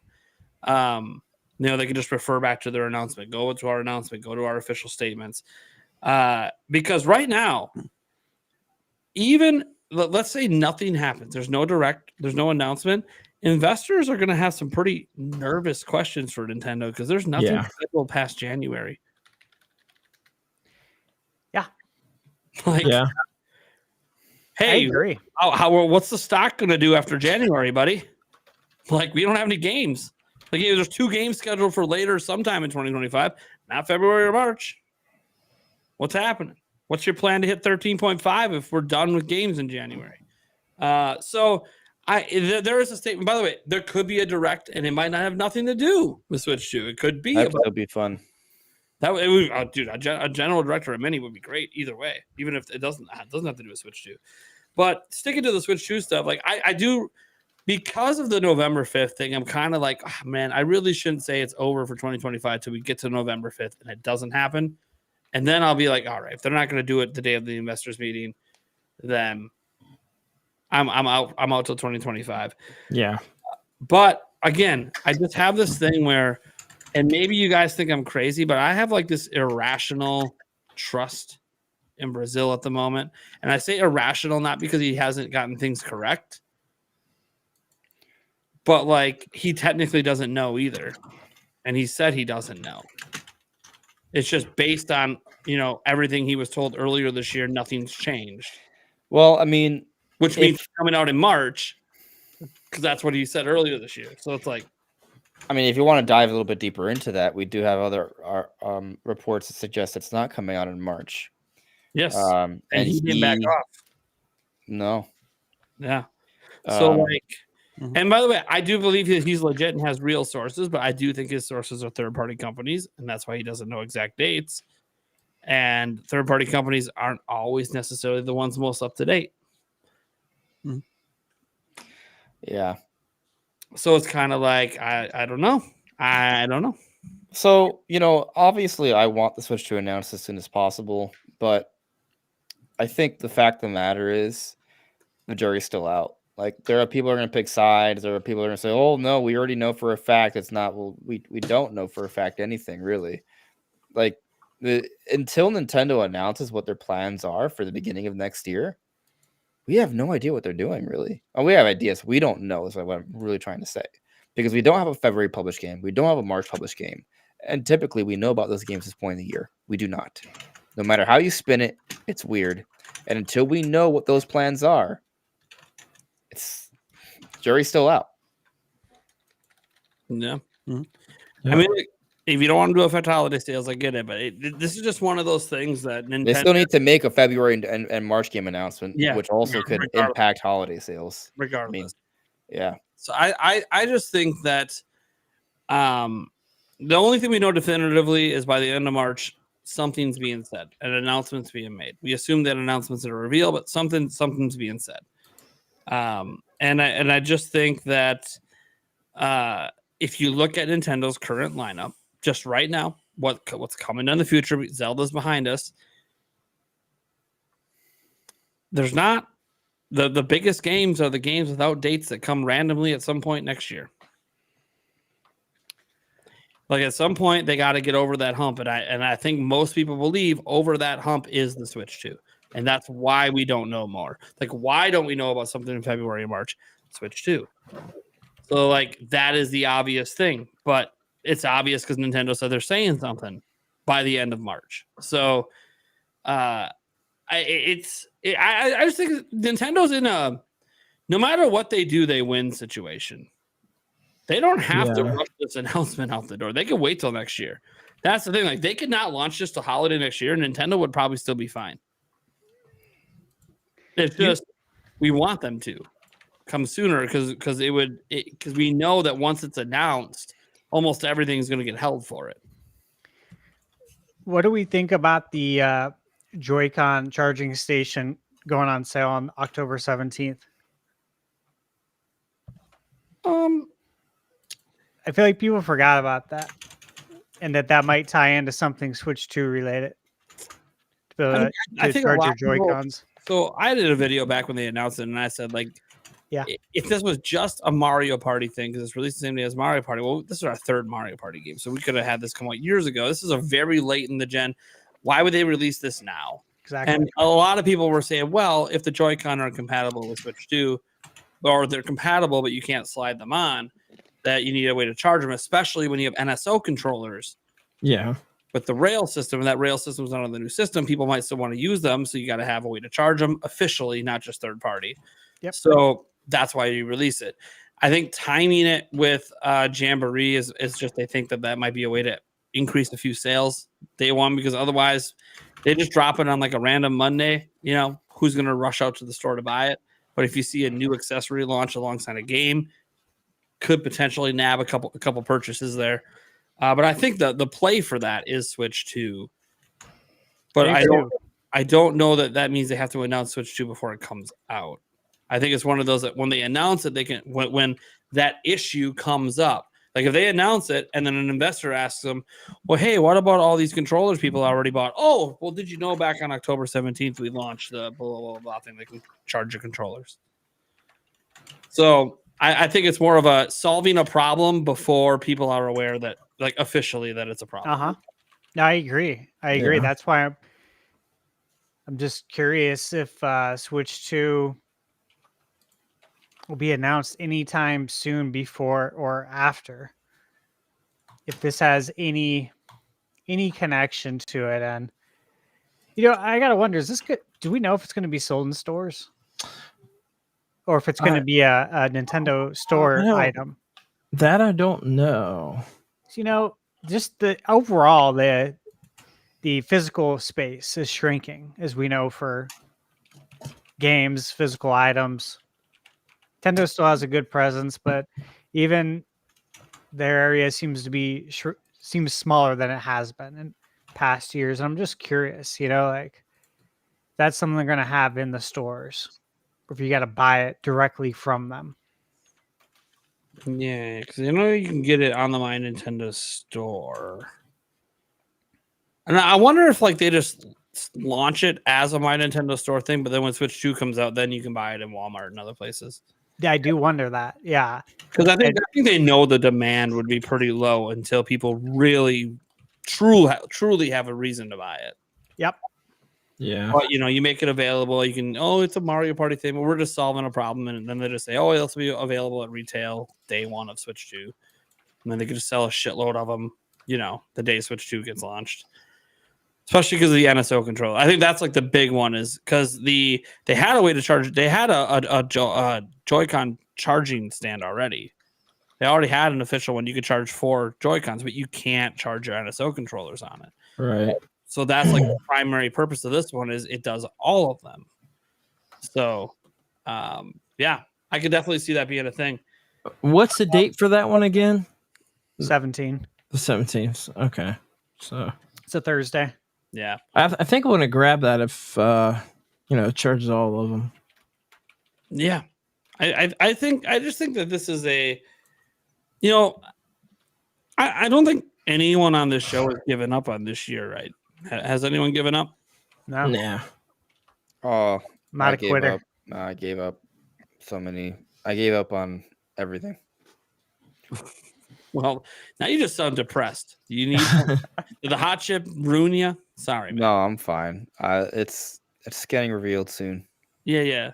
Like I think so too. I think there's just a lot of signs, but again, it is one of those. If we get past the investors meeting and it hasn't been, then I'll just be like, okay, Nintendo's just going to kind of let it fly for this holiday. We'll hear something in January or February. But that's the thing. To me, it's always it's just I keep going back to Brazil and how confident he is. I go back to Paul Gale hearing that commercial, which I need to talk to him still to see if the commercial he heard about is just like Nate the Hate, and it's not. I asked Paul Gale. Did He you? told me it was a possibility that Okay. it's. He doesn't My have details on the commercial. he didn't really give me specific details, but I think part of it is that he's being cautious. You know, this is my interpretation, right? And if you look at his tweet, it's talk of a next generation console. So Yeah. I guess the question is, did someone make a mental leap of interpretation because Nintendo filmed the trailer? Because based off the initial tweet he made, it was talk of new hardware, and I'd be very surprised if someone saw that set and somehow thought that was Switch 2. Yeah. Well, I mean, Same. it'd be a bed set with. Right. I mean, you with can play your Switch in a dummy bed, alarm right, clock but, or something like but there's no tablets. Exactly. Right? yeah, So, no TV on the set. Yeah. I guess the question is, how much did Paul hear? Did he just hear that a commercial was shot for a new Nintendo device. right, or did he hear a commercial was shot for a next generation? Yeah, it was like console? specific. Well, let me ask you guys: can we say that there's a distinction between a commercial and a trailer? Because I think they're different. And to me, this is a trailer. This is not a commercial. 5-minute thing. Yeah. Yeah, Well- this is an announcement trailer. It doesn't feel like Yeah, it's not an ad they're gonna run on TV. They No. might run it on YouTube, but like for TV, they wouldn't run it on TV. I mean, commercial trailer. I mean, the point is that what was filmed was in the same format as the NX first look. Sure, and that was also like a 4-minute thing. And again, people were equating what because Nate the Hate heard something similar around the same time period, and he said what he heard is definitely not the clock. So we already have one insider being like, "Well, the thing I was told," which again, he's waiting on that game trailer to really make him feel confident. Which he's not abandoning this person either because whatever game trailer he's waiting on to confirm something clearly is a game trailer that's not like a time sensitive has to happen right now kind of thing, or he would have already abandoned all this. But it's always like, okay, did Paul Gale hear more? Did Paul Gale now reach out today to his contact to be like, hey, get clarification? I have no idea. And maybe he'll say something about it on the podcast that he's on Friday over on Mike's channel. But I just find this all really, really interesting because, look, we had the topic earlier today. We're talking about, our favorite, thing that we're looking forward to with the system. and we kind of stayed away from the reveal stuff because the reveal is what everyone's talking about. Because the other stuff is hard to talk about when the reveal hasn't happened. Right. Because we're guessing something. We know this thing is coming because Nintendo told us officially. But speculating on everything that's going to be on it and how excited we are for it when we haven't seen it is just and maybe we saw a prototype supposedly, but it's tough. So I'm not done with 2024. I don't think anyone here is, but I don't think any of us are also ruling out that it could be 2025 because Nintendo gave us the window. We still gotta ask about all those developers that went to Nintendo like 2-3 weeks ago. Yeah, lots of reports on people like, was there media people or is it just developers? They went for alarmo, don't you know? Well, obviously they didn't. I mean, like, that was my thing too. Is like they didn't go for this. Oh, I don't think so. Yeah, why would they have to go for alarmo? There's no way in out. Yeah, you know what I mean. Like, the opinion on a thing you can't put anything on. Have a good day. I mean, even mentioned it before, but even Limited Run CEO was there. Josh, he's not to my knowledge, like he's not a currently developing games. He's not a game developer. I know they have a development sector at Limited Run now, but he's like the top. He's the top dog at the whole company, right? Yeah, exactly. So I just look at that too, and it's like there's why bring everybody in if you're going to? How many weeks ago was that? 3 weeks ago? Yeah. Okay. So why bring everyone in if you're not going to say anything about the console until at least 4 months later in January 2025? Like, if you showed them Switch 2, which, again, why are they all going there? I can only believe that that's probably what it is. It's something with Switch 2. But you expect them to, like, sit on that secret for... I mean, honestly, if they do it in 2025, I don't think it's going to be in January. I think it's much more likely in February. January is the worst month ever to talk about buying anything. Yeah, unless it's horrible. The number already announced. Yeah, the numbers are horrible for January with everything in retail. Yeah, it'd be February or March. Yeah, so you're telling me you brought all these people over here to tell them about Switch 2 and show it to them in September 2024. And I need you to keep a secret until February or March even, but February 2025. I don't know about that. That seems pretty far-fetched, right? Now, my thing is, like, why would you bring the indie devs in if you're not announcing it anytime soon? Exactly. Because the indie devs are the ones that you'd probably have the hardest trust with because, they got nothing really on the line. What are you going to do? Yeah, and again, you gotta tell them, "Boo on you! We're gonna make you wait to have a dev kit." I don't have a dev kit anyways. Obviously the incentive is you don't want to piss off the platform holder, and I get it. And they can block your games from being on there, but they're not going to tell Limited Run you're not bringing stuff on. Like if other people at Limited Run know besides the CEO. So I do agree that like it feels like it is this year, but again, the only official statement from Nintendo is this fiscal year. So I'm not ruling out 2025. There's actually more days now in 2025 that it could be than there is left in 2024. But I think all of us are pretty much like. Did you guys all think it's basically revealed by November 5th? It's like the next 4 weeks. Yeah, I think so. I don't know if they're gonna let it. Do you guys think they would really reveal it deeper into November around holiday sales? I think I mean I'll be frank, I have a fear that it's not announced until I think as a content February or March. I'm afraid. I have a fear. So that it won't be revealed till March? Yeah, it's a fear. It's not a I think, is that fear because you're a content creator and I'm just too biased at this point, right? Yeah. So just eliminate content creator mind. Well, I mean, the fact of the matter is, I logically thought September 19th was the most likely date. Sure. But a lot of people did. But also that entire time, I still acknowledged October as a completely viable window. Yep. And so until October ends. Yeah, because it didn't have to be beginning of October. Like it didn't have to. Yeah, I mean, also, if we really want to dive a little bit deeper on it, I think there's a little bit of optimism about it happening sooner. And the reason why I predicted sooner was because of like the direct movement and things like of that nature. And so looking at how they handled Switch 1 October 20th, if we're thinking that they're going to have a larger window here, and maybe they don't even release in March, but April, should we really be predicting the reveal to happen? Well, that was also part of the reason why I predicted September, because I thought they might have a longer reveal to release window because they're trying to get more supply. Yep. Ready. Yep. But if we're looking at something comparable, then and maybe if the console's maybe not coming out until April or later, right, as some articles have suggested. Yep. Then predicting before October 20th is, weird, a little optimistic. But October 20th is when the Switch 1 trailer happens. So, I feel like if that date hasn't happened yet, that we want to use that as kind of like the pattern for what to expect, that we shouldn't freak out until that time passes. Yeah. And I know, like, if you guys ever, anyone out there ever follows Family Wars who stays on top of literally any morsel of anything Switch 2, they, even before this week began, like, the general feeling over there is that the reveal is towards the end of this month. And it's because when you look at prior reveals, they were always pretty close to investor meetings.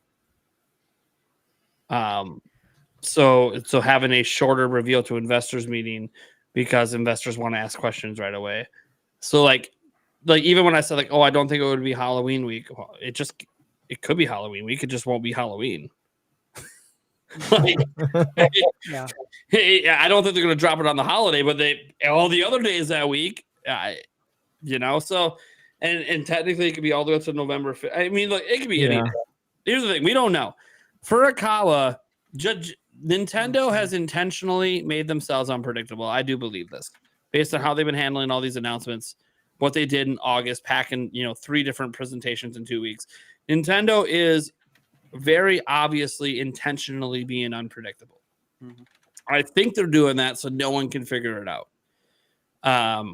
Why they would care if anyone figured it out, that's a whole different story. But they're being very unpredictable all the time. So there's either they don't have a consistent schedule or this is a master plan. Also, to be a little bit more negative, there isn't like, I'll just say that how like sometimes we have reason to think something's about to happen because of certain people talking. Sure. That's not going on right now. No. The only thing out there is Brazil again reaffirming today. But here's the other thing. When I say that, right? When I say that, these things have quick turnarounds. We could start hearing talk tomorrow or Friday, and it happens next week. Or the week after. The 2 people that people rely on the most, they hate in Brazil, have both said they're not going to even hint at when, if they knew. I'll also say another thing. Going back to the June Direct, I thought Nintendo did a really good job of surprising everyone. Yep.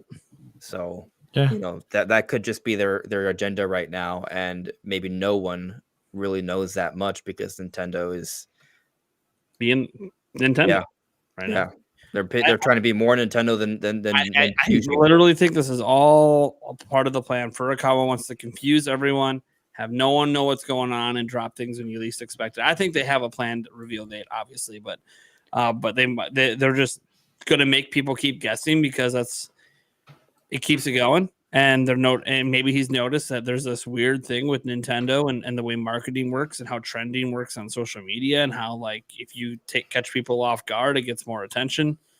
Joycey J has our final super chat saying, I demand weekly hot wings and dancing girls for Eric.